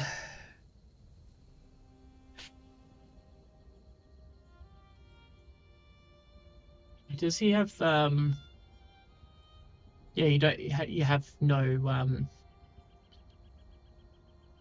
yeah, you have no of evolution on revealed by statistical physics. So we see limits to evolution on the micro scale, but the only reason they come up with macroevolution is because they extrapolate the micro level concept on the macro scale, limits of evolution on the micro scale. No, because we like come up with hypothesis, and then we like test those hypotheses, and we come to a conclusion, and then experts in their field come to a consensus, and that consensus is evolution. If you want to disprove that, then you need to disprove the entirety of science. Macroevolution is a different thing. Why is he combining it with micro? Because he is making he is basing his entire argument on the idea that macroevolution is made up by people who saw microevolution and decided that microevolution must exist because of microevolution. When he frames it in this way, it reduces the topic to a point which all he has to do is try and disprove microevolution and whatever link. He only has to basically look at microevolution instead of looking at the entirety of the fossil record. Like, he's claimed the fossil record is incomplete. It is necessarily incomplete, and the fossil record is not disproven. Like, you need to show how that is a thing. Like, you say that it's like, that it doesn't show us macroevolution. It does. I don't know how you're going to disprove that, because it does. You're going to have to disprove a whole heck of a lot of theories, but the thing is, he will focus on really old myths, like the tooth of the fucking man. There's a whole bunch of like frauds that were identified by scientists and then, you know, exposed as frauds by scientists who use the scientific method. Everything we have now is an evolution or mutation. Yeah. Yeah. We can even look at how DNA works, and show that process from like an entirely micro level, and how it affects us on a macro level. We can show that through experimentation. So yeah.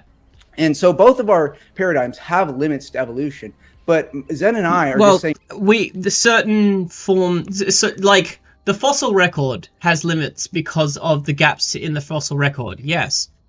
So then we look at, I don't know, DNA and how that shows evolution. That has its limits because some things can't be translated to macroevolution. Then we look at repeatable experiments like the one I showed you earlier. That has its limits because, you know, try and translate that to other things. Like, he is trying to pick very small points.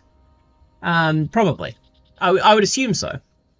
We can only know what is scientifically observed, versus our opponents are going to be relying on a story. Oh, just give it billions of years. And so I say to our opponents, you're a creationist just like me. You believe that the Big Bang just randomly happened and the universe came in a mature form. So why exactly is it not logical? No. No, that's not how it happened. You don't even understand the Big Bang. Also, Big Bang has nothing to do with evolution, honey. Possible that humans have come to existence in a mature form in the same way that the universe did. And we have irreducible complexity is another myth. I already explained that. Seen humans adapt. They have adapted since we've been around, but again, when they extrapolate billions of years, that needs to be justified, and they can't justify it. The Big Bang didn't. We have the fossil record. You brought up so many things that justify it, and we're supposed to believe that they're fake because you said so. Evolve. There was nothing and then there was something. Is it logically possible that everything else is the same way? And yes, it is logically possible, and that is the evidence that is the belief with more evidence. Leading geologist Kurt Wise. There is no evidence behind creationism. Like, zero. If there was, then that would disprove Christianity, because you would no longer need faith.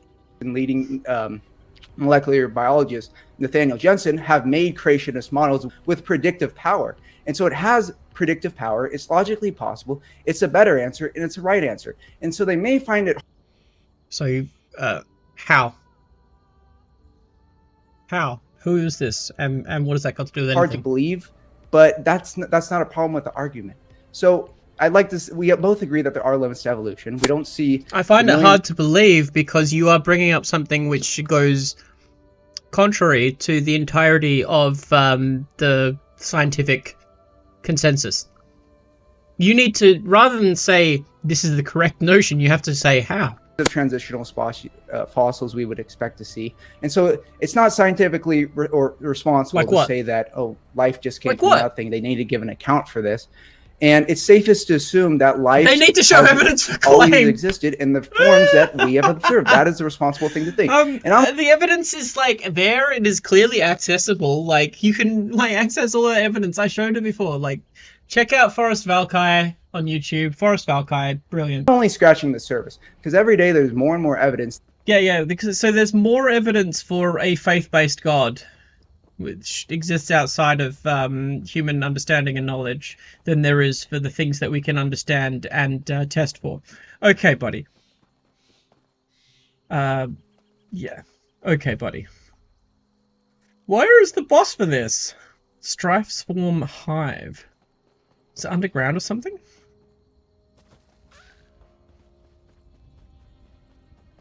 Where the hell is it? You're eating spaghetti!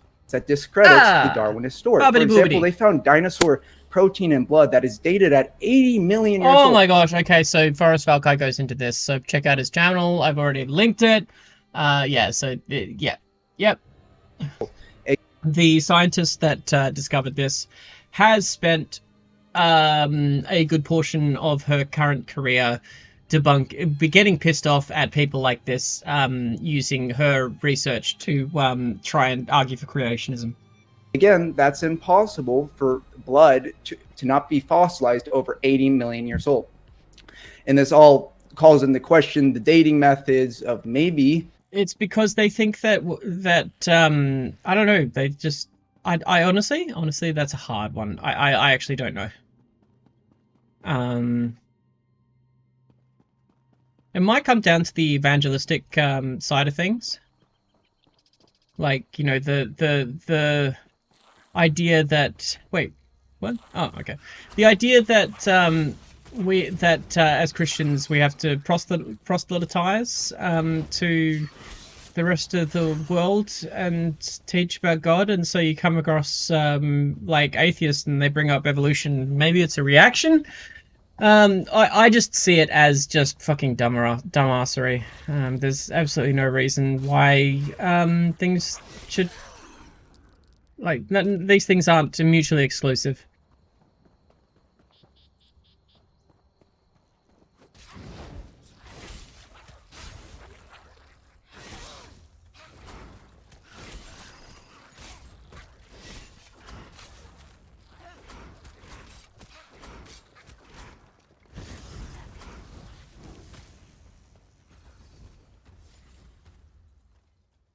I swear there's supposed to be a boss here.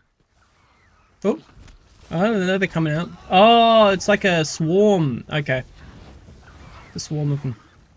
Sorry. The Earth is younger than we previously thought, and when we look into the dating methods, we see the same problem.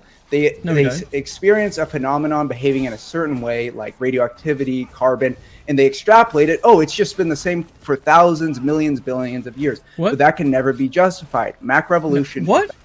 What is he talking about? Wait, what is he talking about? Like, none of that makes any sense. None of that is what...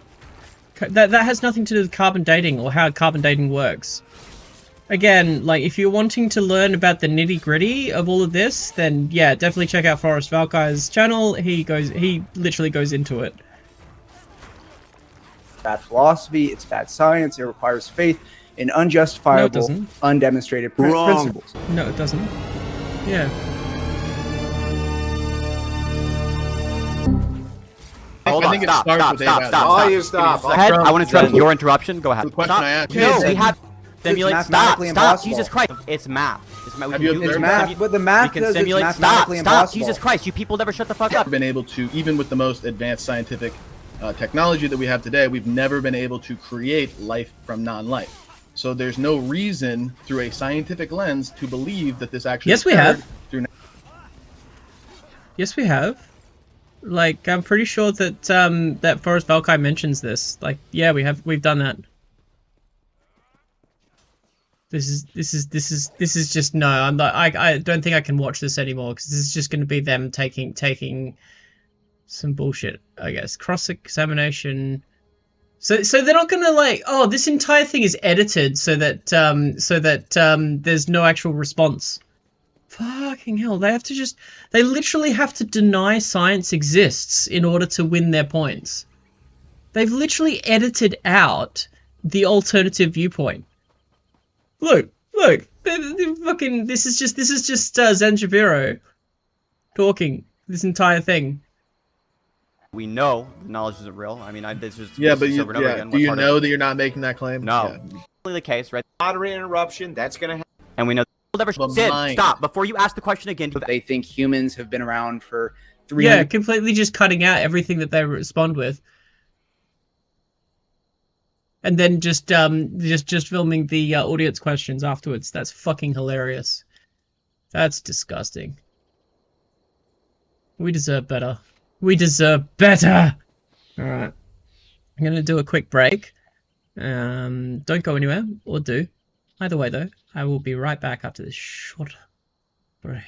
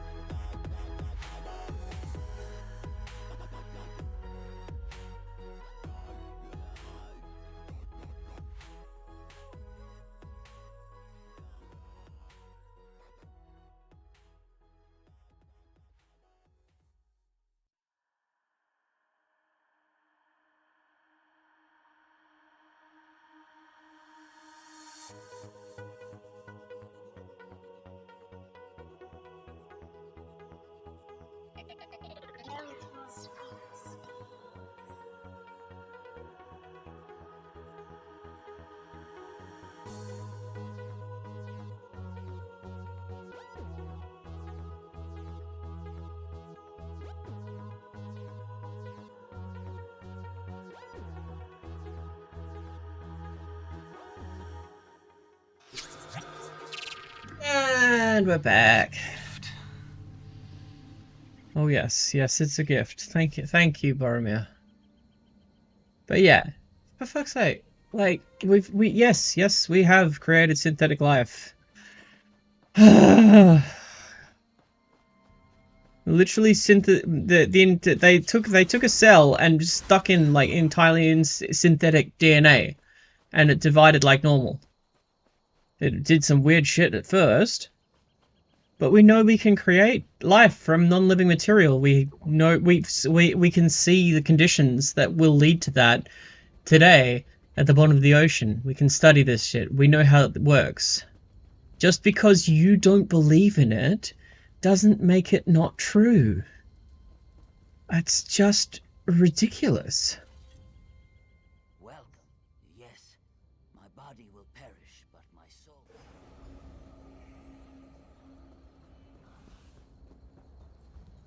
So the Yay video that you saw that got took down was a leak? Wait, what?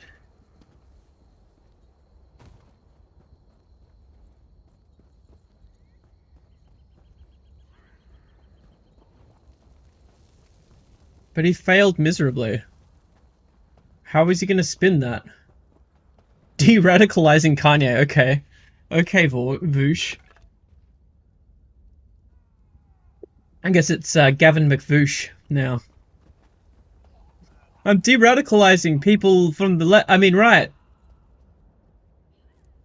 I'm definitely not, like, being, like... it's definitely not confirmation bias for me following my,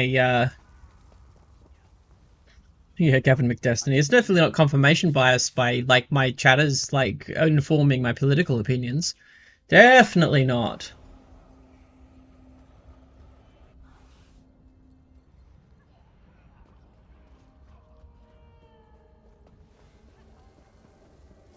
I am not sure what I'm doing right now.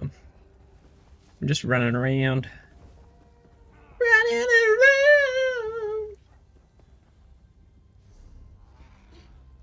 Ooh. They are brave, Maya. I will make this. Ooh, that looked painful. That looked more painful than it was for the rest of them. Freaking Kaimas.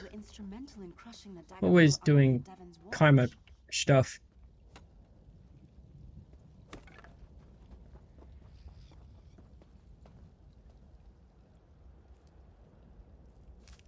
I should probably move on to Fixmas, but I am enjoying this right now.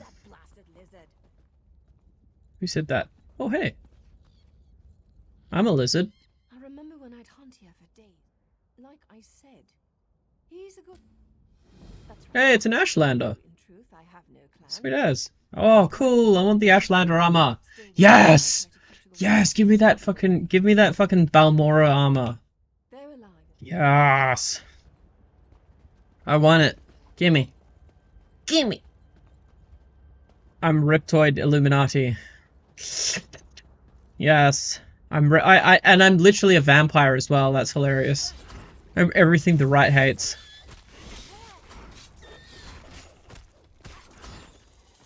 Anyway, fuck the Dunmer. They're slavers. I got to kill, in this game, I got to kill a group of slavers. That was the best thing. That made my day.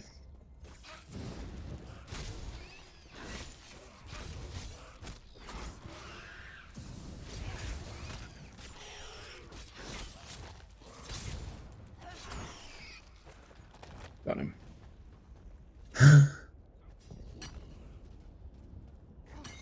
Yeah, I do need to move on. So, it has been fun.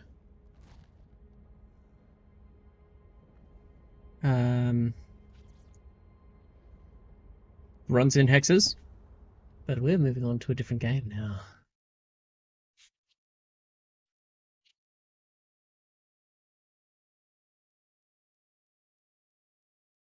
Dang it.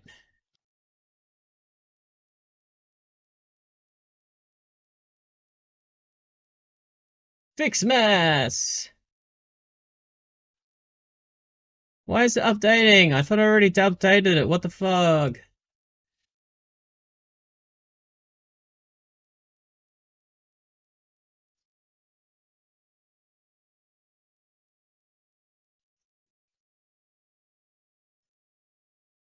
It's Fixmas time.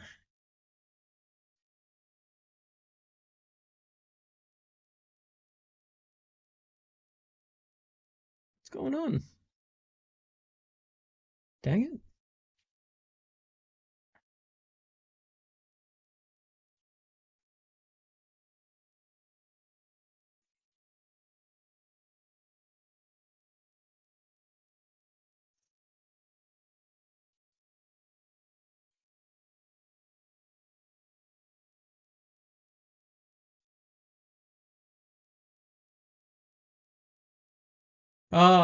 Wait, Fist. No, it's from, it's, ah! Hey, what? What's going on? Fic. If I can learn how to type. It's, satisfactory, but, the download is not working. What the fuck is going on?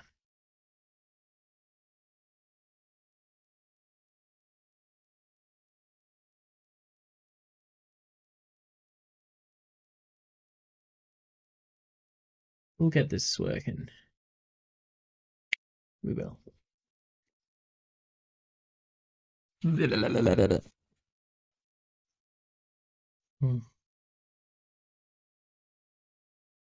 Just restarting Steam.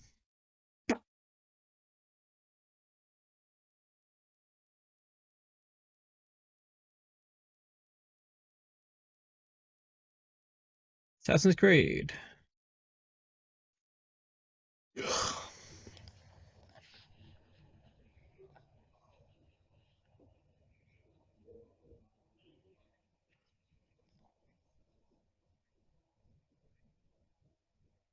Oh no.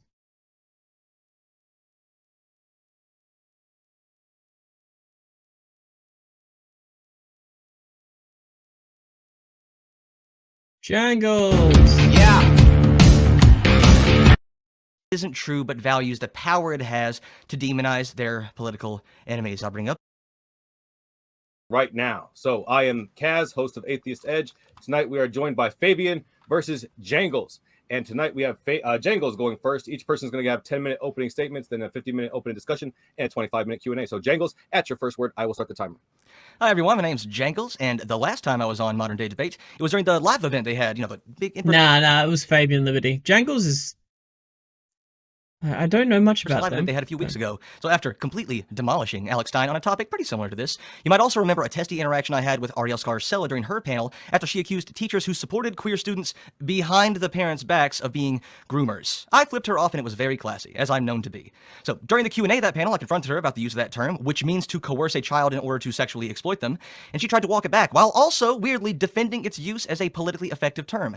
She, like most right-wingers who toss this term around these days, knows it isn't true that It's finally updated. has to demonize their political enemies. I'll bring up this anecdote because hours later, a deranged loser killed 5 people and wounded 19 others with gunfire at a gay club in Colorado. The motives haven't been set in stone yet, but today that person was charged with 305 criminal counts, including bias-motivated crimes. To be clear, while it is too early to definitively say what their motive was, it's hard to look at months and months of escalating rhetoric and attacks on queer spaces and this is assume that it modern was day debate. How would I even get onto there?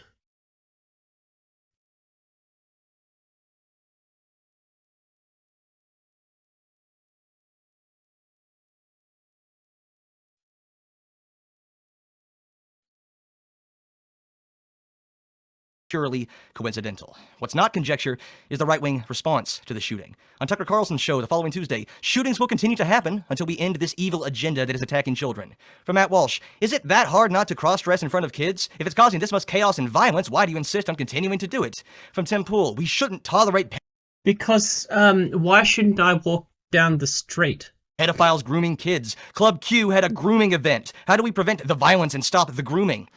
To be clear, the grooming event in question was a drag... I refuse to correct simple spelling for him. He said, how do stop the grooming?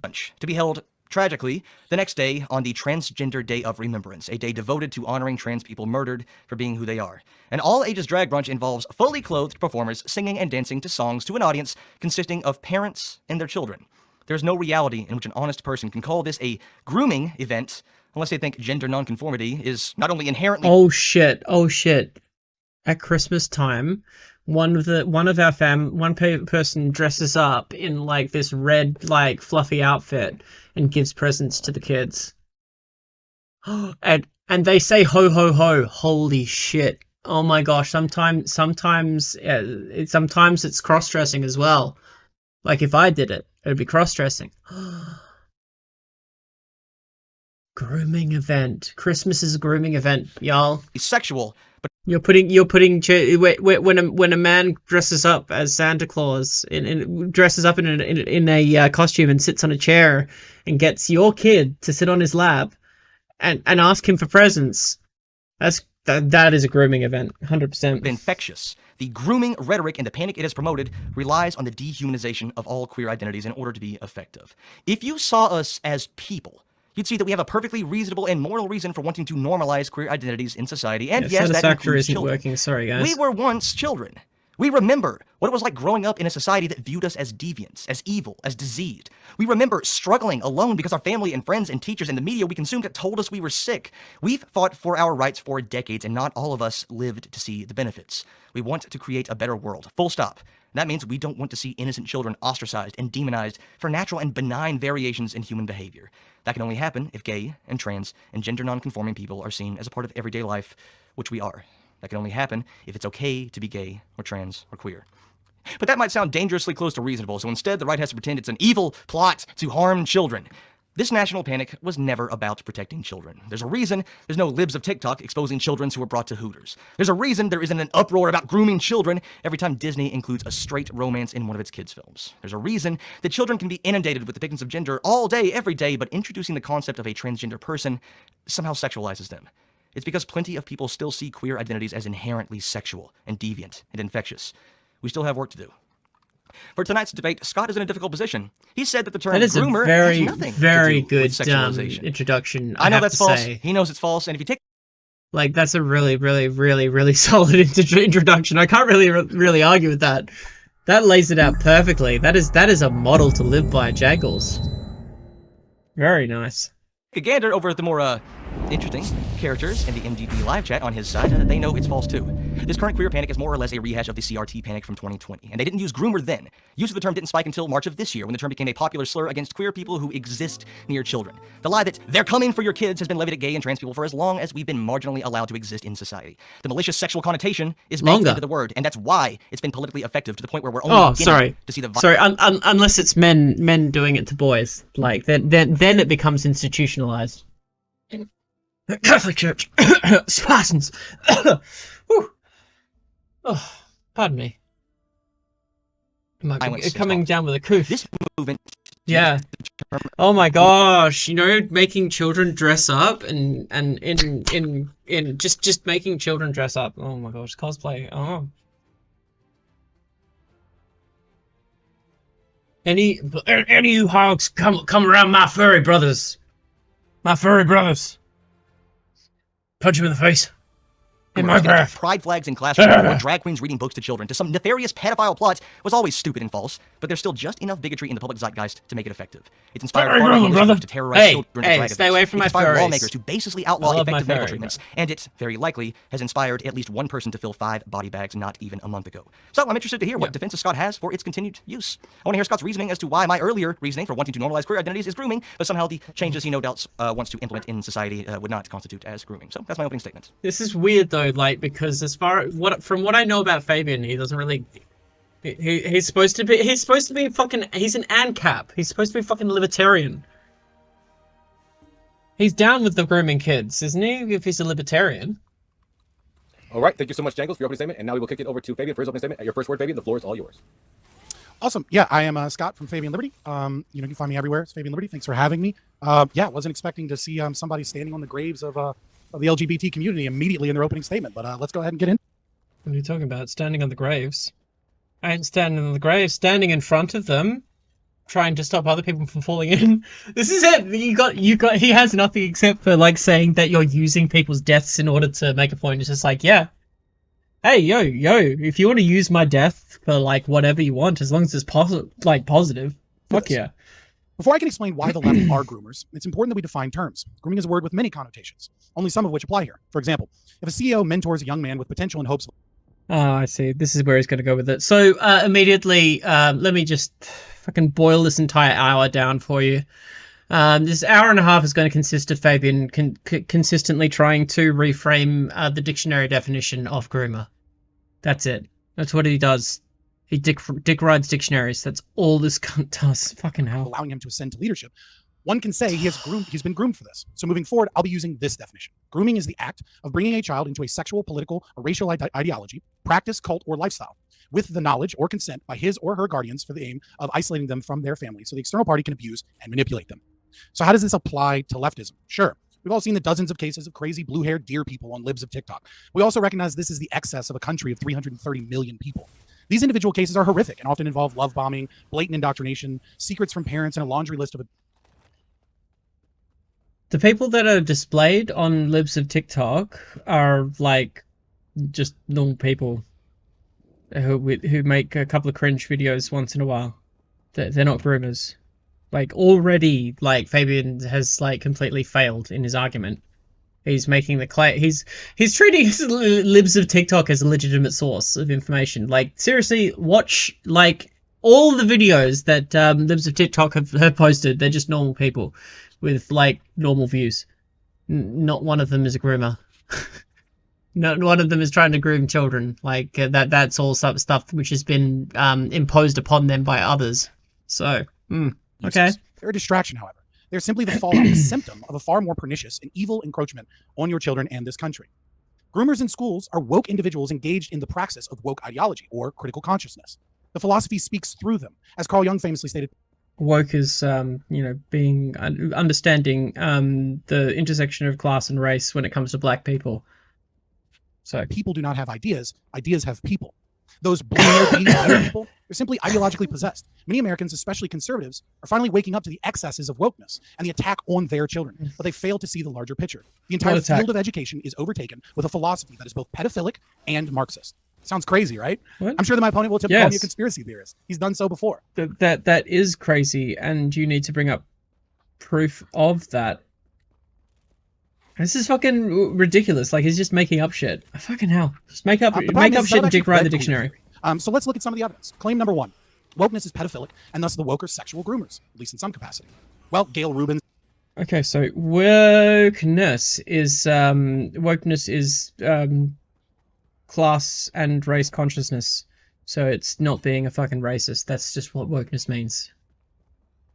So you need to define that term, I think. Or maybe use a different one. Thinking sex, which is the foundational document of all queer theory, is overwhelmingly pro-man-boy love. So much so, in fact, that she's quoted on NAMBLA's website. Pat Califfa, author of Macho Sex and Public Sex, is explicitly pedophilic in much of her, his literature now. Judith Butler. In what way? Regularly advocates for the destigmatization of incest. Foucault, who's often called the father of queer theory, was potentially a pedophile. We don't really know, but he did sign a petition. Like, yeah, okay, so people in the past were wrong. And we moved on. Like, why is that? Like, nobody is fucking advocating for pedophilia. You're just making claims about random people, but not actually, and claiming that they are pedophilic, but not actually showing how they are related. Who is calling them Foucault the father of queer theory? Who is calling that document the foundation of queer theory, like a foundational text?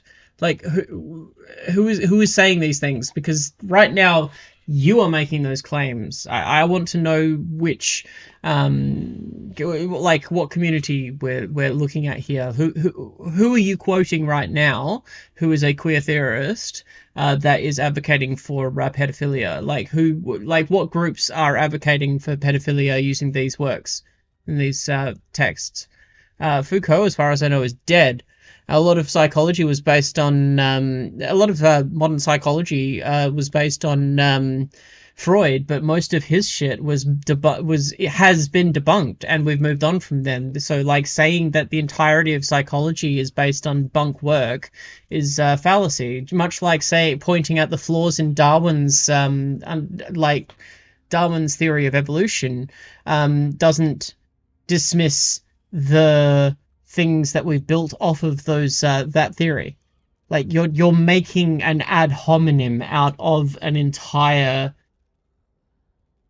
theory.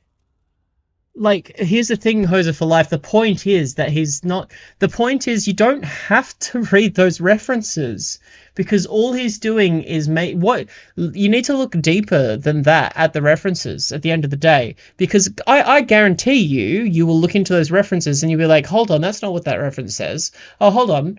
Like, that's nobody considers that. Nobody who's an actual queer theorist actually thinks that. Like, I guarantee you these things are taken out. These are just like, this is just bombarding people with information in order to sound smart without actually having a deep understanding of what that information is, and that's what they do. You need to become good at reading between the lines. So ignore the names and the studies and listen to what he's actually saying. What he's actually saying now is he has made the claim that these are pedophilic works. He has made the claim that these are foundational texts in queer theory. He hasn't quoted one of these works. He hasn't shown how any of these works have any relation to queer theory. He's simply brought up names and books without providing context. It's just, that's what you need to look at and question. Why is he not actually saying what these people are saying? Like, it sounds snappy and smart when he does this, but when you actually look up this stuff, it will not say what he's saying. It will not, it will be reframed, cherry-picked, and incorrect. The claim he is making is that queer theory is pedophilic, and the reason is that sources that he claims are pedophilic are used by queer theorists. He has done zero work to actually prove any of those claims in this work. So until he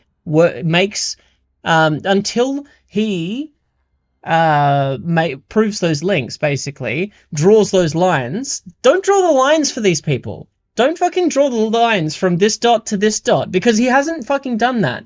Don't do his work for him. Don't do their work for them. Tell them to fuck off until they can prove a link between A and B. And then you can argue with that. And you can talk about the context.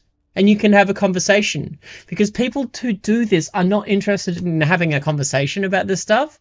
They're literally just wanting to bombard you with information so that they can so that when you point out the flaws with this one link, he can jump onto another and just run around in a circle without ever drawing a line between A and B. He just relies on you to focus on these small parts. Make him do the work.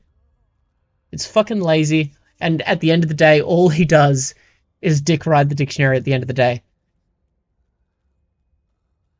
Along with much of the French postmodernists, to abolish the age of consent, including for infants, Transvestigations? Derrida, etc. David Evans, another famous queer theorist, and college textbooks and many other theorists advocate for sexual citizenship for children. That's in quotes. And claim that childhood innocence is a myth that actually harms children. FYI, David Evans also laments that prepubescent children aren't sexually active.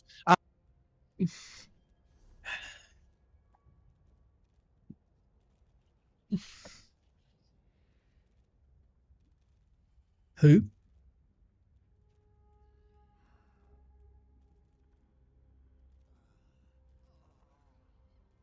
Let me show you an example.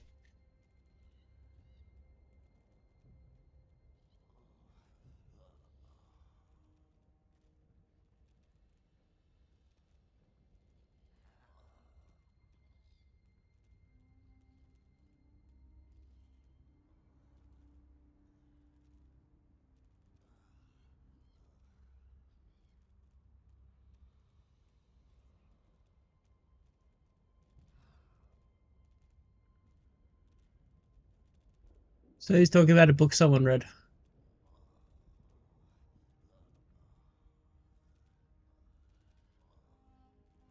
Published in 1993, still using transvestites. Okay.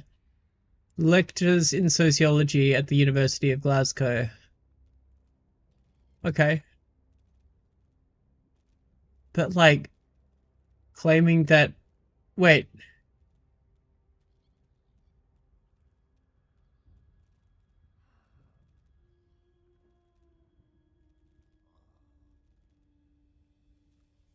So it's a book, so I can't. Has a video about the conspiracy theory. Oh yeah, that's an interesting one. So yeah, like he's basically just done a search for different bits and pieces, and so basically looking at stuff which is beside the point completely. Puts Marcuse's Eros and Sibyl.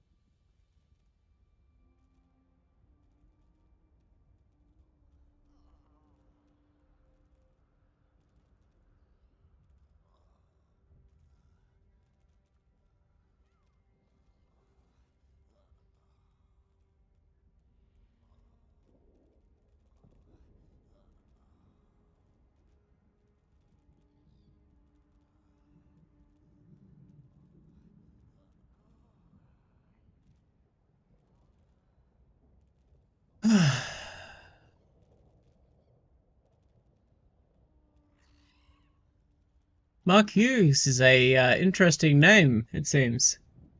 Aussie law? What's the Aussie law?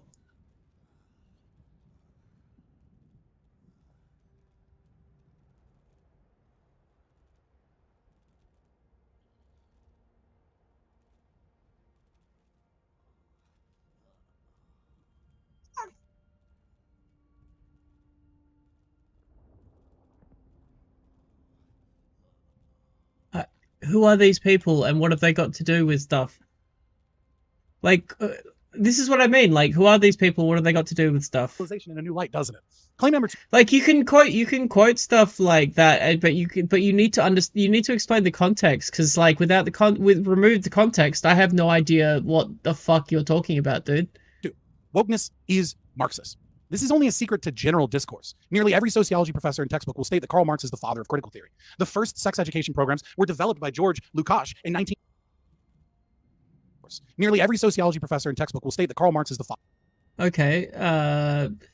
Examples. Examples? The first sex and education why is that a programs problem? were developed by George Lukács in 1919 during the brief Hungarian Marxist Revolution to destroy kind of Gramsci's idea of cultural hegemony of religion and faith. Lukács went on to inspire many at the Frankfurt School who explicitly wanted to reframe Marxism into cultural institutions. Oh my gosh! And we're immediately going into the anti-Semitic Frankfurt School conspiracy theory. Holy fuck! If you didn't want to be called a conspiracy theorist, then why would you bring up a conspiracy theory that's already been debunked? Oh my gosh. They called this cultural Marxism, and so did Wikipedia until 2014. Cultural Marxism, but okay. It is here that critical theory is born. Fucking hell, cultural Marxism. Yep, okay. Is Marxism rebranded to apply to heteronormativity. And just like critical race theory, critical legal studies, critical gender studies, etc., it is anti-capitalist, anti-individualist, and pro-communist. Just ask any critical theorist how they feel about it.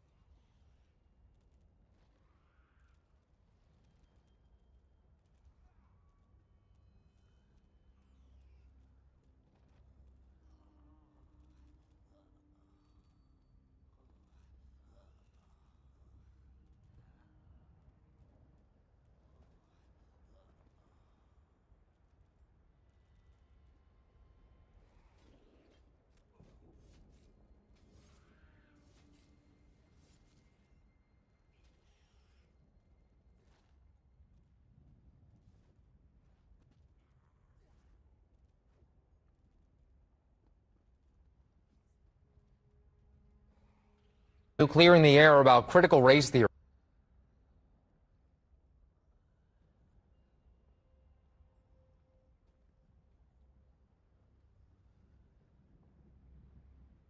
I will find it.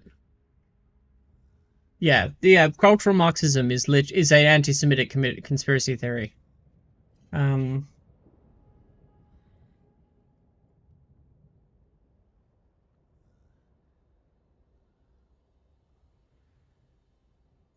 Where is it?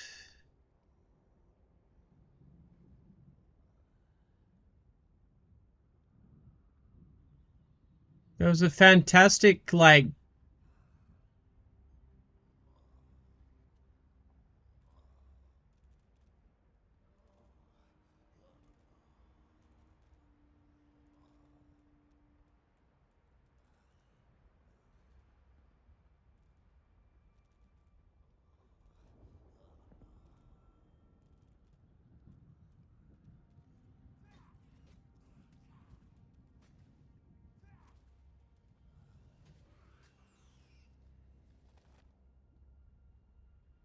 It was a fantastic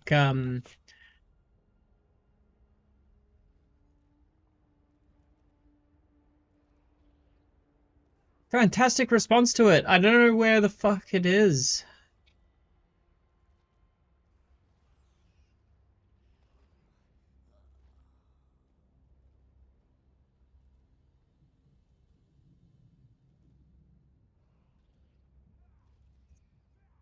Ugh.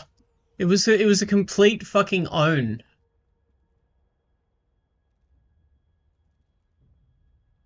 I don't know why this isn't more like up there in this fucking thing. Guten Nacht. Guten Nacht.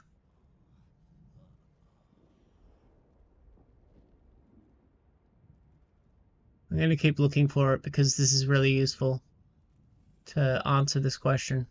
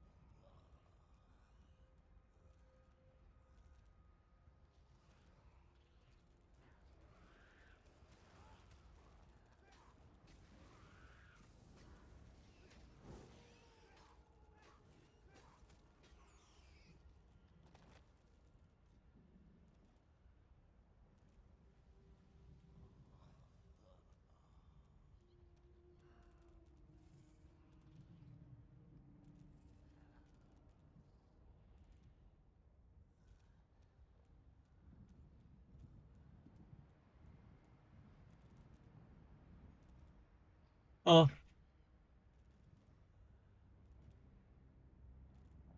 Oh. Is this it? To break and bring you back and we keep this conversation going just a little bit longer? Sure. Cool, man. Everybody stay with us. We're gonna come back. We're gonna bring Christopher back so that we can have an extended conversation on critical race theory.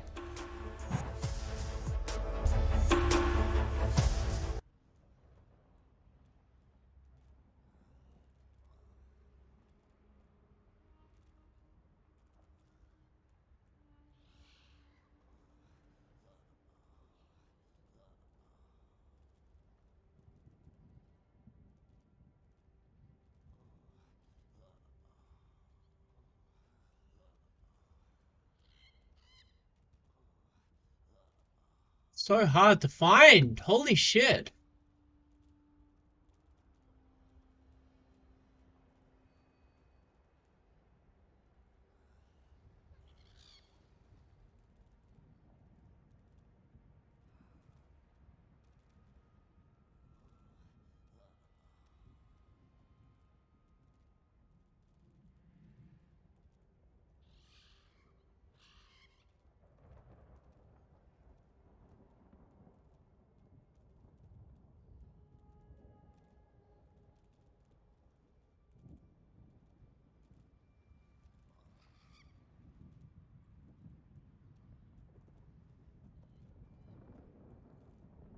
Is Alexandria Little League parent and an informal advisor to the 2016 Trump campaign, Barry Bennett. Wow. Critical race theory, and is it being taught to our children? Legal studies, which was not committed to sort of inheriting all of the kind of Gramscian and Marxian sort of ideas that you're talking about. And again, even the type of Marxism you're talking about is a very Found it. Found it. This is the clip. This is the clip. Fucking finally. Holy shit. Sorry about that. It's so hard to find this clip. I don't know why it's so hard to find this clip, because it just completely Sort of inheriting all everything that Fabian just said. Critical race theory has certainly connections to any kind of critical intellectual discourse, but it's also connected to critical legal studies, which was not committed to sort of inheriting all of the kind of Gramscian and Marxian sort of ideas that you're talking about. And again, even the type of Marxism you're talking about is a very narrow, thin, sort of crude Marxism, or even what we call vulgar Marxism, which alleges a relationship between economic base and cultural superstructure that is one-to-one, when in fact, what most Marxists have argued, and what certainly most Marxists post the mid part of the 20th century have argued, is that it's a much more complicated dynamic than even Gramsci himself argues at in the Prison Notebooks, about this idea of hegemony and how it happens along a compromise equilibrium, whereby some people, or whereby on the one hand, we absolutely are hostage to the economic conditions around us, but on the other hand, structures and states and institutions also appeal to our own desires and our own interests and our own needs. It's a much more dynamic and complicated relationship than you're talking about. And as far as sort of structures, again, you're making a connection between structures in terms of institutional structures that I was talking about, and the particular type of structures that, say, a Saussure would be talking about in terms of structuralism. That's not actually what I was talking about. And that's not what most people are talking about when they talk about systems and structures. Again, that's a very tight correlation you draw, and if we were to accept that correlation, then sure. But it's not only that we're not accepting it, it's actually not what we're talking about. And postmodernism, again, plays upon a range of things. I'm sorry? I said you know a lot about this, actually. That you know a very... So did your kid get all that? Did you get all that? Did ya? Because that's the connection that he's trying to draw there. The same as James Lindsay. About capitalism. Okay, but what about the third claim? I kind of slipped it in, right? That the field of education is overtaken by critical. So he's drawing that correlation, but that correlation doesn't exist if you don't accept it. So just don't accept it. Don't accept his premise. He has to prove that premise. You don't have to play by his rules when it comes to this shit. Well, Paulo Freire, father of critical pedagogy, is the #1 cited social scientist, period. I'll repeat that. The father of critical pedagogy, an ideology of praxis on how to specifically train people to become literate in critical consciousness to bring about the communist revolution, is the #1 cited social scientist with over...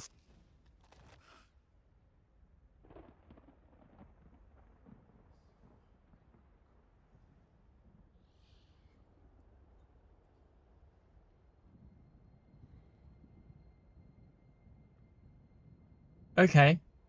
So critical thinking. It's critical thinking. You're anti-critical thought. That's 480,000 citations, and his Pedagogy of the Oppressed has well over 100,000 citations. Like, all of this is basically, all of this is he is placing premises out there without proving them. Like, he's made the claim that anyone who studies critical theory in any sense is a Marxist that's trying to bring about the Marxist revolution. That is not true. Sorry, but you're wrong there. Like, there are many people who use Marxism as a basis for philosophy and still operate and advocate for operating within a capitalist structure.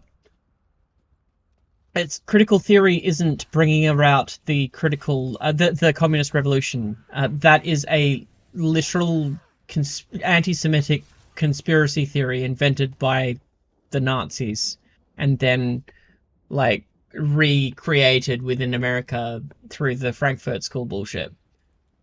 It's false. It's been proven false, and you need to be able to prove it true in order for that to be real. Your premise is wrong from the start. You basically you need to show communism bad, which is just not a provable statement, and it's beside the point of the conversation completely. There are better ways to argue against this sort of grooming shit without bringing up anti-Semitic conspiracy theories, dude. What the fuck? Put that in perspective, that's only about 100,000 less than Sigmund Freud, the father of psychology, with none of his works even approaching. Alright, already brought up Sigmund Freud and why that is, yeah, that's probably the worst thing you could bring up, really, because most, if not all of Sigmund Freud's theories have been disproven. Like, you can still call him one of the foundational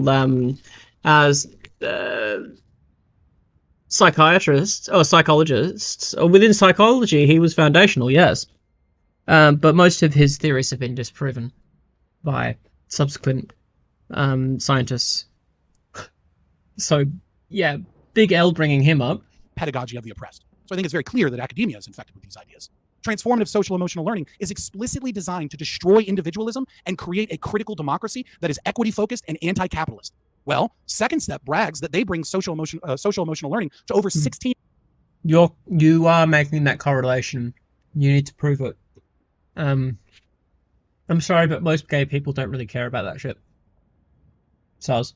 9.5 million children annually in elementary school. That's 34% of all U.S. elementary schools. And Second Step openly supports transformative social emotional learning, giving teachers and students resources to push diversity, equity, inclusion initiatives, social justice through psychological interventions on your children. Psychus, sex education for social justice. So, teaching kids about racism is bad?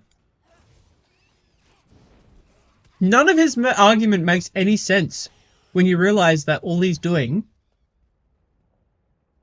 is making the claim that communists are wanting to brainwash your children. Yeah. No, I'm serious about Freud. Most, if not all, of his ideas were disproven. Have been disproven. But he's still a foundation of psychology because of the theories he made and what was built upon those theories. People like this don't understand how science works. They write dictionaries, they read things, and think that that must be what everything means. And then make the claims like, sorry, chewy. I don't know. I'm going to give Jangles a chance. Writes the National Sex Education Standards, adopted by many. There's just so much wrong with what he said, and it's frustrating. Oh, and they just happened to do a recent conference with Second Step, Ibram X. Kendi, Sumi Cho, and Crenshaw, and they all openly admitted that critical race theory is in your schools and that we need more of it. According to Psychus, 61% of universities. And he's bringing up critical race theory. Another debunked conspiracy theory from the right. Yeah, there should be more critical race theory in schools, but you have no understand. You're not able to understand what that means. It doesn't mean you're teaching kids about critical race theory. No, critical race theory needs to be applied to the curriculum. It's not about what you're teaching kids. It's about figuring out why some kids are falling between the cracks and how that relates to race. Oh, you fucking idiots. Critical race theory is looking at how we can best serve the most amount of kids and to figure out how to make sure kids are being, like, not falling between the cracks. You are pushing anti-black conspiracy theories. Fucking idiot. And that has nothing to do with the initial premise. This has absolutely nothing to do with it. Because the only thing, these are the connections. He's put dots on the screen and he's expecting us to connect them. This person, according to him, advocates for pedophilia, and they happen to have a connection to the social sciences. Cool. Critical race theory. Apparently, we should be teaching that in schools, according to this person. Everyone who's a social scientist is a Marxist.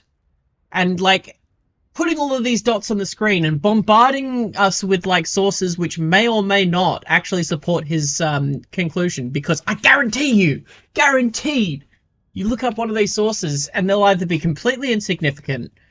Nobody's ever fucking heard about this shit. Like, that one person had 4 fucking citations, and I don't even know if that was a preprint or or what it fucking was. He's got nothing but conspiracy theories and conjecture and his own opinions. If you put dots on the screen and expect others to draw those lines, then that's you using your opinions and not using science. Under gender studies, women's studies programs be taken for a health education degree. These are the same classes that are teaching childhood innocence is a bourgeois myth to prevent child sexual liberation. Yeah, pedagogy in America is fucked. So, given that... Yeah, so pedagogy doesn't teach you that. Critical pedagogy is critical thought. It's critical thinking. It's literally just teaching people critical thinking skills. How to... I mean, I'm not surprised that he's against that, because it seems like he doesn't have much in the way of critical thought. But that's just basically just how to, like, understand, like, media.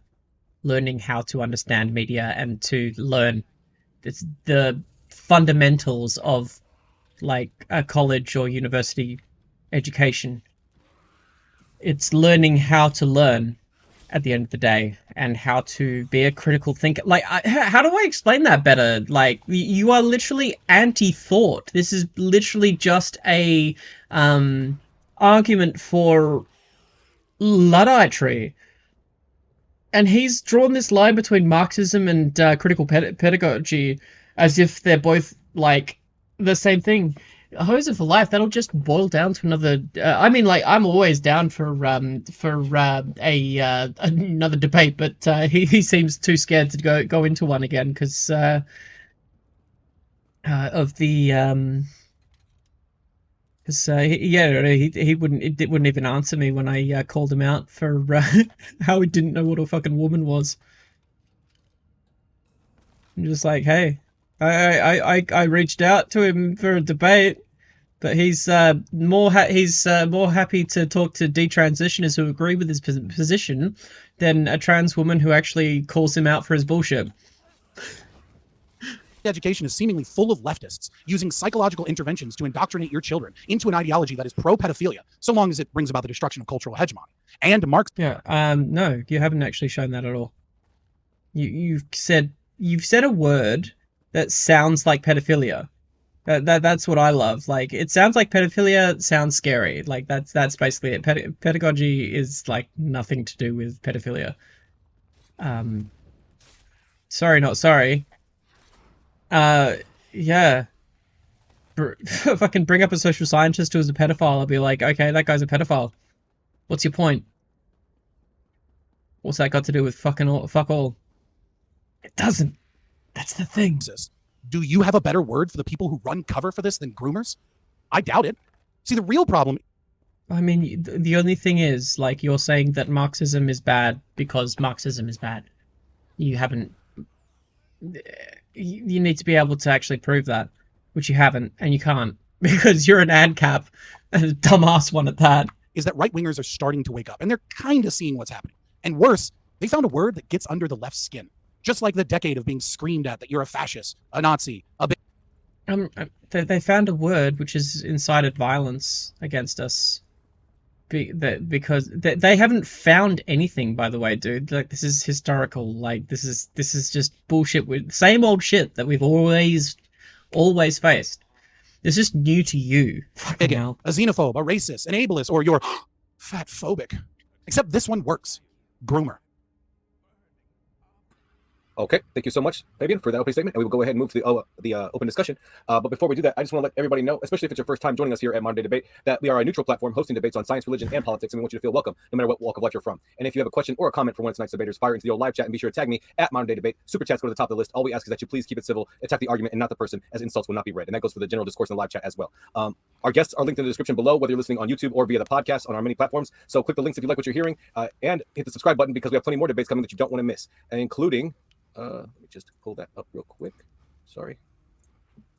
we have Daniel Hakikachu versus Michael Jones coming up, and Alex Stein versus Hunter Avalon. Those debates are in the works, so please hit the subscribe button if you want to check those out. And with that, we will go. And oh, by the way, going to be planning an after show open mic debate discussion after the show tonight. So if you guys want to continue the conversation there, both of the debaters are invited, so maybe they will join us, and then you guys can continue to break them with your questions. So with that, we will go ahead and kick it into the open discussion. Gentlemen, at your first word, the floor is all yours.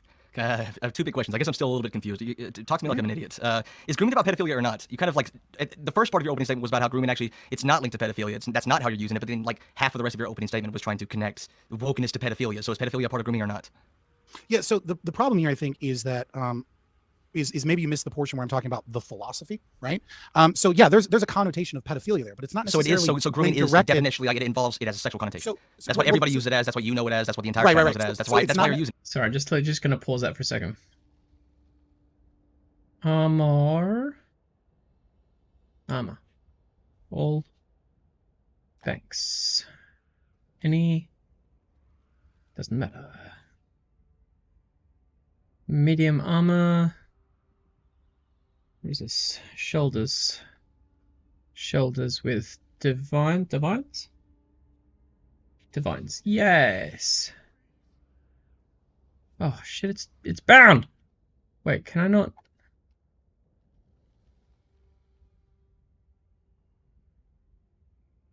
Shoulders, shoulders, shoulders.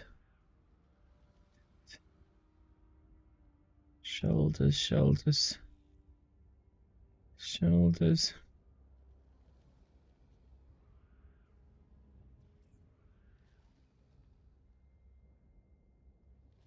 Fine.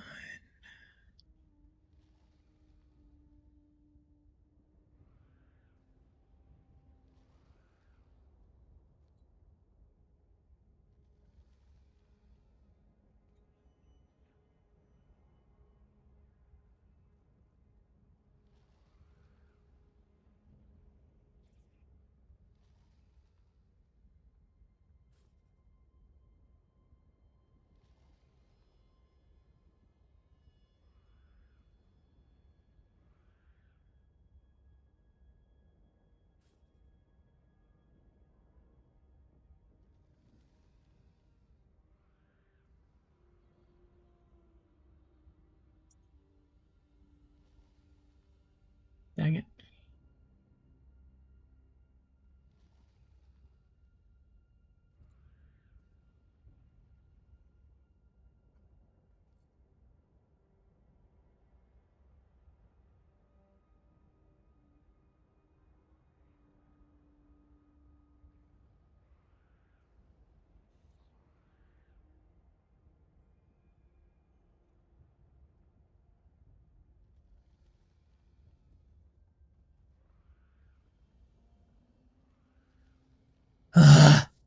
Oh well. And that's why you went on this long soliloquy, like connecting it to pedophilia. Relax. Okay, relax. So yeah. you told me to explain to you like a child. So listen like a child. So there's a difference between an individual insult accusing that individual of pedophilia, right, as opposed to calling someone a groomer because they instantiate a philosophy that is wrapped up in pedophilia, or at the very. I'm sorry, but like when the results are the result, this is the problem with being anti-critical thought. Is it means that you don't analyze material reality because the result is more important than the intention when it comes to this stuff. Your intention doesn't fucking matter, dude. If your intention is to call out a particular thing, cool, whatever, cool. You can virtue signal all the fucking what is it, vice signal all that you like about this shit. But if the result is people dead from shootings and attacks and bullshit like that happening, and discrimination, hate speech, and laws to discriminate against trans kids, if that's the result, I don't give a fuck what the reasoning is. Your reasoning doesn't fucking matter. Jeez. Least the destruction of the barriers that protect children, right? So when someone is a queer theorist, there is actively none. Supporting queer theory. Yeah, queer theory doesn't do that. You need to actually prove how that works, because that's not. Yeah, there's no room for pedophilia within science. Those are the dots that you've made. We don't have to draw those lines. We don't have to fucking connect those dots because you haven't actually connected them, mate. right? They're actively supporting ideas such as getting rid of the bourgeois mythology of child innocence and using Freudian cult indoctrination against your children to destroy their ability to categorize things. Again, you're using the they-them army, and you brought up a anti-Semitic Jewish conspiracy, like an anti-Semitic conspiracy theory in your opening line. So I'm not going to be, because you chose to use that, I'm not going to be fucking charitable about that. They, them army in this case is the Jewish people, obviously, because you're using an anti-Semitic conspiracy theory to make your argument about how Marxism is wanting to attack your children. You're doing the blood libel thing, you fucking idiot. Whether you realize it or not, he's literally doing blood libel right now as an argument against queer people. This is Nazi shit, you fucking idiots. So it's both political and sexual grooming in a way that can be utilized by bad actors, especially. Okay, so you are using grooming. You are intentionally like letting people know that as part of grooming, the pedophilia, the sexual connotations are a necessary component of fully understanding what you mean when you say groomer. That brings me to my next question, and this is the problem that all conspiracy theorists have. There's this grand conspiracy that is like top down, and it's like and its only evil motives. It's Saturday morning cartoon villain motives to destroy capitalism and infect the West. That would require like an amount of coordination that should mean that we're like on top of the fucking world. Like we should be able to control everything. And the problem you're running into is I gave a reasonable, what I think is a very reasonable goal for my what I want in society. All right. So I can't you're answer against all these. You're against the philosophy. So there's two problems with that. No. Number Okay, one, I want you to address like. Tell me if No, this tell me if this is woke ideology. Tell me if this is grooming. Like, do you remember part of my opening statement where I said like I want you to see us as people? You're pivoting. I'm not pivoting. Let me just I'm not pivoting. No, I'm not pivoting. I'm dismissing. No, I'm about the to conspiracy theory angle. And I want you to ask you direct. Right. So let me just respond to the first part. Right. So yeah, it's dismissing the conspiracy theory, and that's perfect. That's perfect. Jangles did the right thing. Don't connect the dots for them. You don't have to fucking accept their premise in order to make your argument. If they're going to say something ridiculous, they have to prove it before you have to even engage with it. Dismiss it. It's fucking nothing. If they come up with an anti-Semitic conspiracy theory and bring up fucking blood libel, you don't have to engage with that shit. And you shouldn't. Holy fuck. Yeah. Very correct. Good work, Jangles. Is that you don't need a conspiracy theory when like interests align, right? It's a great George Carlin quote. I'm not saying that there's a conspiracy theory. I'm saying that there is a philosophy that is promulgated, that is being brought forward. That's critical content. Yeah, that is the anti-Semitic conspiracy theory known as as cultural Bolshevism, and renamed cultural Marxism by Nazis who moved to America.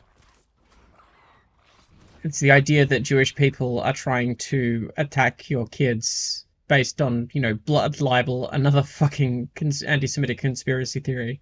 Like, the thing is, though, I don't think that Fabian even realizes how stupid he sounds, because he actually has bought into these conspiracy theories without actually understanding their origins or, like, where it comes from. This is, like, the kind of thing where they come up with a reason for how things work based on anti-Semitism, and then they pass these things on, and it goes on for so long that people forget that the whole thing was a fucking conspiracy theory from the beginning. Marxists aren't trying to just to rape your children. They're not. They're just not. Prove it. Right, so I'm talking about a philosophy. You're saying it's a conspiracy theory. I've not laid forward any conspiracy thus so far. So you accuse me of something that you can't prove because I've yet to state a single conspiracy. Yes, you have. So you're saying that there's this. You've stated you literally said cultural Marxism. That is a conspiracy theory. It's a coordinated effort. That all of this stuff that we're talking about, what right wingers typically describe as grooming, it's all part of this coordinated effort. And you really made it seem like it's coming from like these philosophers who believe things that I'm a little bit tenuous. I don't know if I trust your description of them. I can quote if you want. But as part of my opening statement, I gave what I thought was a reasonable outcome for society that I want. I can only answer myself. But you go against. So no. I want you to say. I want you to answer this question. Hold on, let's let him finish his thought. Let him finish his thought. Yeah. So like, how about you talk to me? I can't answer for all the queer theorists. You can tell me if this is queer theory or not. But remember part of my opening statement? Like, what part of that do you think was grooming? Like, specifically the part where I was like, if you saw us as people, you'd see we have a perfectly reasonable and moral reason for wanting to normalize queer identities in society. Yeah, that goes against. A certain amount of ignorance. Like, I don't know if I trust that it was complete ignorance, but I don't think that he's a secret Nazi who actually believes in that shit. I think that he just dislikes dislikes communism and just wants to, and just picks. Unfortunately, the people who are anti-communism also tend to be not good sources for not being anti-Semite. Anti-Semites. So that's a talking point that shields the lie of the philosophy, right? So I'm trying to shield the lie of the philosophy that I secretly believe in when I do that.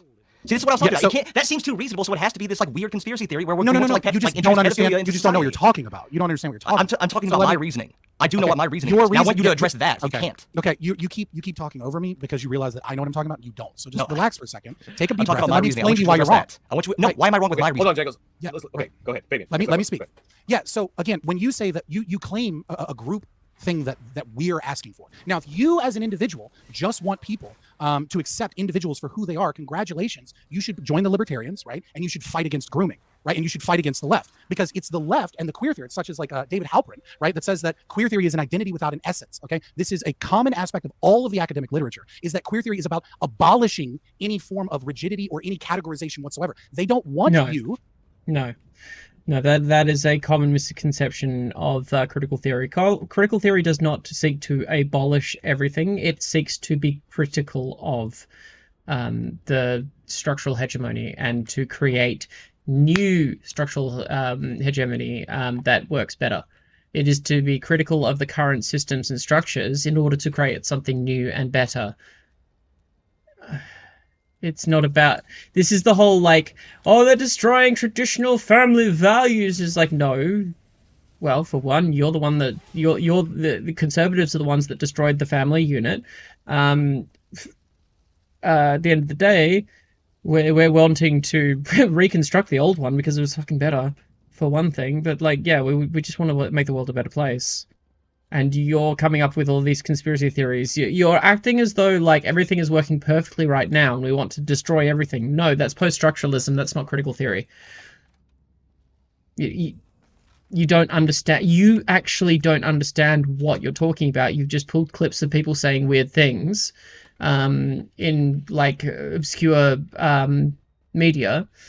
There is no consensus amongst social scientists that we need to make children sexual. There just isn't. You don't have that. You can quote crazy people or misquote social scientists, but like you can't actually prove that. So like, why even engage with it? And the theory and the philosophy does not And that's want all you got. identified as a gay man. And this entire the rest of this debate is going to be him trying to pull him back to connect those dots, and it seems like Jangles isn't going to do it, because from the start he said, I'm just going to dismiss it because it has nothing to do with what you're talking about. So to be gender abolitionist and abolitionist on all forms of identity. That is what the philosophy promulgates, and that is the entire point. No, it is no, gender abolition isn't. See, again, this is the dictionary definition, the Dick Rydick dictionary aspect to Fabian. He sees the word abolitionist and he thinks that means to destroy and to replace, and not to replace it with something new. We seek to destroy that which is damaging to society. We seek to abolish gender roles and gender normativity so that people can choose for themselves what role that they seek in society, which is a much better system for running a society than to force people into gender roles, because we do find, like with transgender people, that is quite damaging, and we find that that's quite damaging to men and women as well who conform to the gender binary. Like just your average cishetes like are affected by this. Like abolishing gender doesn't mean saying that gender doesn't exist anymore. That's just you being a fucking idiot. And for you to turn around and tell someone else that they don't understand what they're talking about while you don't even understand what gender abolitionism is, you just throw around these words because they sound scary. And gender abolition doesn't mean that there's no such thing as man or woman anymore. It just means that the enforcement of roles onto individuals in society is abolished. You can still be a man, my dude. No one's taken away your masculinity. You just get to define that in the way that you feel comfortable, and it's much easier that way. If I can think of it like starting a video game character, and you get to choose whatever you want on your video game character, like that's basically it. Like in a nutshell, just explore yourself and like learn your own shit. So dumb. Of adding all of these additional categories. So, no. No, there's a lot of disagreement in queer ideology. Like, queer theorists are not going to say, like, no, you can't identify as a gay man. They're not just straight up not going to say that. It's not that centralized. There's a lot of disagreement. And again, I can't answer for these, like, what these esoteric people. And also, it's not even a disagreement. Nobody's actually saying that. The kinds of people that are saying the things that that Fabian is trying to claim are fucking laughed out of the fucking room. Nobody, like, that's not the consensus of social scientists. I'm sorry. You don't know what you're talking about. And he just basically says, oh, if you ask any social scientist, it's just like, did you? I'm sorry, which social scientist did you study? Like, which one are we talking about right now? Which one did you talk about? How do I do it?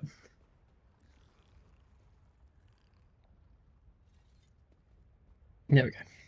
Who no one's ever fucking heard of, that are apparently still influencing society. I want you to address what I'm thinking. He has 10,000 citations. It's Right, not someone who's never heard 10,000 of. citations. So, I know, but do you think like all like the drag queens know that? Do you think that when like the right wingers are accusing people of being grooming, they're aware of all this shit? No, they're not. So I want you to address what I was saying. That's not. So, like, for example, like, would it be malicious? How about this? Well, you asked me a question. Would it be malicious to have? Do you want me to Here's answer the actual question I'm asking. All right. Oh, Would okay, it be so different malicious? question. Would Pivot it be from the malicious question that to you would it be use as an malicious to attack. show pride flags to kids? Is that malicious? So again, you have to talk about like you're taking an individual action, which is what I knew that you would do, right? So yeah, he's not going. He's going to try and keep on pivoting back to this idea, to these dots that he's pointed, and expecting Jangles to draw them, but he's not going to do it. And that's the problem with Fabian. Fabian can't. Fabian likes to lock people into this debate bro bullshit. It's the same shit that Vorsh does. It's like it's just like it's just taking shit, focusing on, fixating on like certain aspects which have nothing to do with the conversation, and when you refuse to draw the line for them and do his work for him, then apparently that means that you've lost the debate, which is, you know, pretty ridiculous, because it's quite obvious that Jangles is doing pretty well right now. Cool. So what you're trying to do is you're trying to isolate things from the philosophy. You're trying to make it a part of the. You can't answer why that's wrong, so you have to make it a part of the conspiracy. It depends upon the context. Like that's exactly the same. That's exactly what you're trying to do, Fabian. That's what's happening. Who is the person? Why are they doing the person? Right. Sure. So for example, we can talk about Freudian concepts, right? So are they utilizing the flag as a means of conscientiation, right? Are they trying to decodify by putting forward the flag, right? Or is it just like, hey, this person likes gay rights and like they don't do anything about it? Or are they using generative concepts? Yeah, except that's not true. Like your inability to know anything about the philosophy or know anything about what's going on in this country, and when I mention people that are extremely cited in queer theory, and you prove that you didn't prepare for this debate, doesn't mean that you can just play stupid and act like I'm a conspiracy theorist when you've still yet to demonstrate a single conspiracy that I put forward.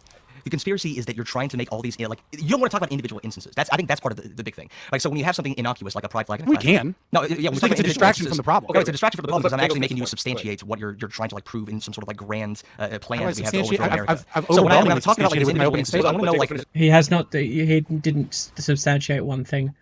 We went through your opening statement, Fabian. Fabian, like, you put dots on the screen and you expected us to draw the lines between them. You made claims, but you didn't actually put forth any of your sources. You made the claim that that these people are well known. You talk about 10,000 citations. What does that mean?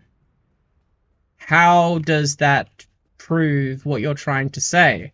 You're making the claim. You made the claim that everyone in social science is based on Marxism. I'm sorry, but like the no social scientist is going to agree with you, and you can definitely find individual cases of social scientists making that claim, but I can find just as many social scientists which disagree with that claim. What you need to do is when you make these claims. Wait, why can't I use it here? It says I can't use it here. Okay, now I can.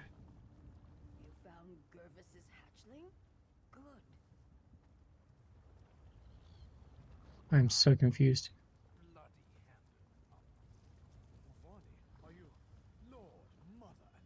Oh, it's a family debate.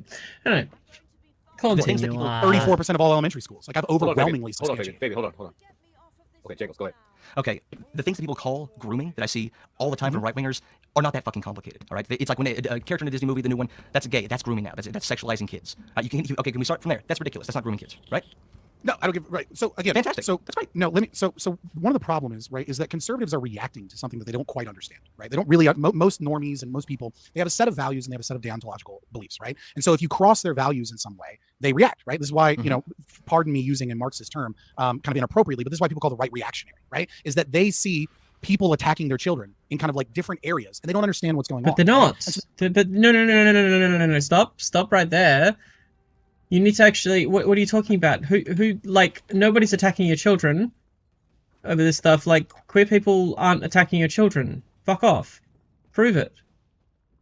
That's the thing. Like you're doing the thing. You're making the claim, but you're not actually showing that it's working. You're acting as if your claims in the opening statement are perfect in and of themselves, but they're not. You have to do the fucking effort to make those claims. That's idiotic. No. They've collectively used this word rumor to explain a phenomena they haven't quite put their finger on the pulse of yet. What I'm doing is I'm showing the finger on the pulse, the philosophy and the ideology that causes and you don't understand it. Like you have already proven that you don't understand critical theory with the idea that conflating dialectics with post-structuralism. Like you just don't understand what critical thought is. Critical thought is being critical, not deconstructing. Like these words have meanings, but they have contextual meanings within sociology, which you don't seem to quite understand. Gender abolition is one of the ones that shows me that you don't understand. Like, here's the thing, though. I in a conversation with Fabian about this thing, what it would come down to would be me pointing out the individual problems that he's gotten wrong about these subjects and be like, oh, no, look at this person that said this specific thing that one time. Like, this proves that I'm right. And I'm like, no, it doesn't. It doesn't. Sky is blue. I don't need to fucking prove that. If you're wanting to prove a consensus amongst sociologists, then you need to actually explain how critical race theory works to topple capitalism. You need to explain. So maybe show a textbook or something which goes into in depth in the subject and use critical theory in order to come to that conclusion. Show it to me. If you understand it so much, then you should be able to show me through your understanding of critical race theory that you can do these things. But you can't. And that's why you will pivot back to your original point, as if you've already made your argument clear and if it's already correct. But it all topples as soon as someone that you're debating with realizes that you're full of shit. That's it. You're just full of shit. It is 10 o'clock right now for me. I don't know what time it is over in the US of A. I should probably consider that more when I'm trying to set out my times, but like I am like still trying to get my routine in order, so I'm going to leave it at that today. I'd be interested to continue this tomorrow if everyone else is. But yeah, in a nutshell, Fabian is an idiot. He brings up definitions that he describes in certain ways, expects people to accept the premises that he's put forward without questioning. And when people question it, he pivots from point to point because he's put so many out there. That's his argumentative style. He doesn't actually, he won't engage with any actual material reality. He will only engage with the philosophical. He'll only engage with a philosophy as prescribed by him. He will not accept any alternatives to his premises, which, yeah. What are you supposed to argue with there? You can get like nice clips though, like the one where we fucking owned Fabian for not understanding what a fucking woman was or what dialectical materialism means. Like, yeah. The thing is, he can't actually explain he can talk about the individuals that study this stuff and pick out certain phrases or words. But every single one of the things that he's chosen are traps at the end of the day. Because you could just say, all right, show me the context of that. And he'll turn around and say, you want to learn the context of someone who's advocating for pedophilia? Shock! With, some fake concern trolling at the end of the day. Like, I see it. It's all laid out. Just don't engage with it. Don't engage with it. Continually bring him back to your points. And if he refuses to do that, call him out for being a dick writing the dictionary, because he doesn't actually have anything anything to stand on when it comes to his thoughts and ideas. He doesn't have a foot to stand on. So he dick rides the dictionary, whatever dictionary definition that he decides is best suits his purpose. He picks and chooses his points in order to come to his conclusion, not the other way around. It has nothing to do with the scientific method. No, it has nothing to do with actually studying the points that have been made. And it's sad. It's sad. Some people are just not good at understanding things from a critical perspective, but it's not surprising from someone who is anti-critical thought. Can't expect someone to be good at critical thought when they're, like, against the whole concept in the first place. Yeah, so, cool. I don't think he's ever had a real discussion with anyone who's talked about these issues, honestly. Because he has this weird idea of Marxists as people who just want to topple capitalism at any cost and will attack your children to do that. It's like, no.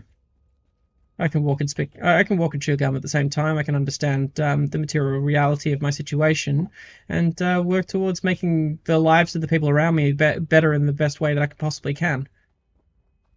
I mean, that's you that's ascribing things to me that I never ascribed to myself in the first place. If I call myself a critical theorist, and you call me a Marxist for that, that's on you. I don't have to accept your premises. I don't have to accept your opinions, man, because at the end of the day, that's just your opinion, man. But until next time, take care of yourself. Take care of yourself and take care of someone else. And I'm sure we'll have some fun. Motherfuckers in chat. Doggies in chat. Yeah. Love you all.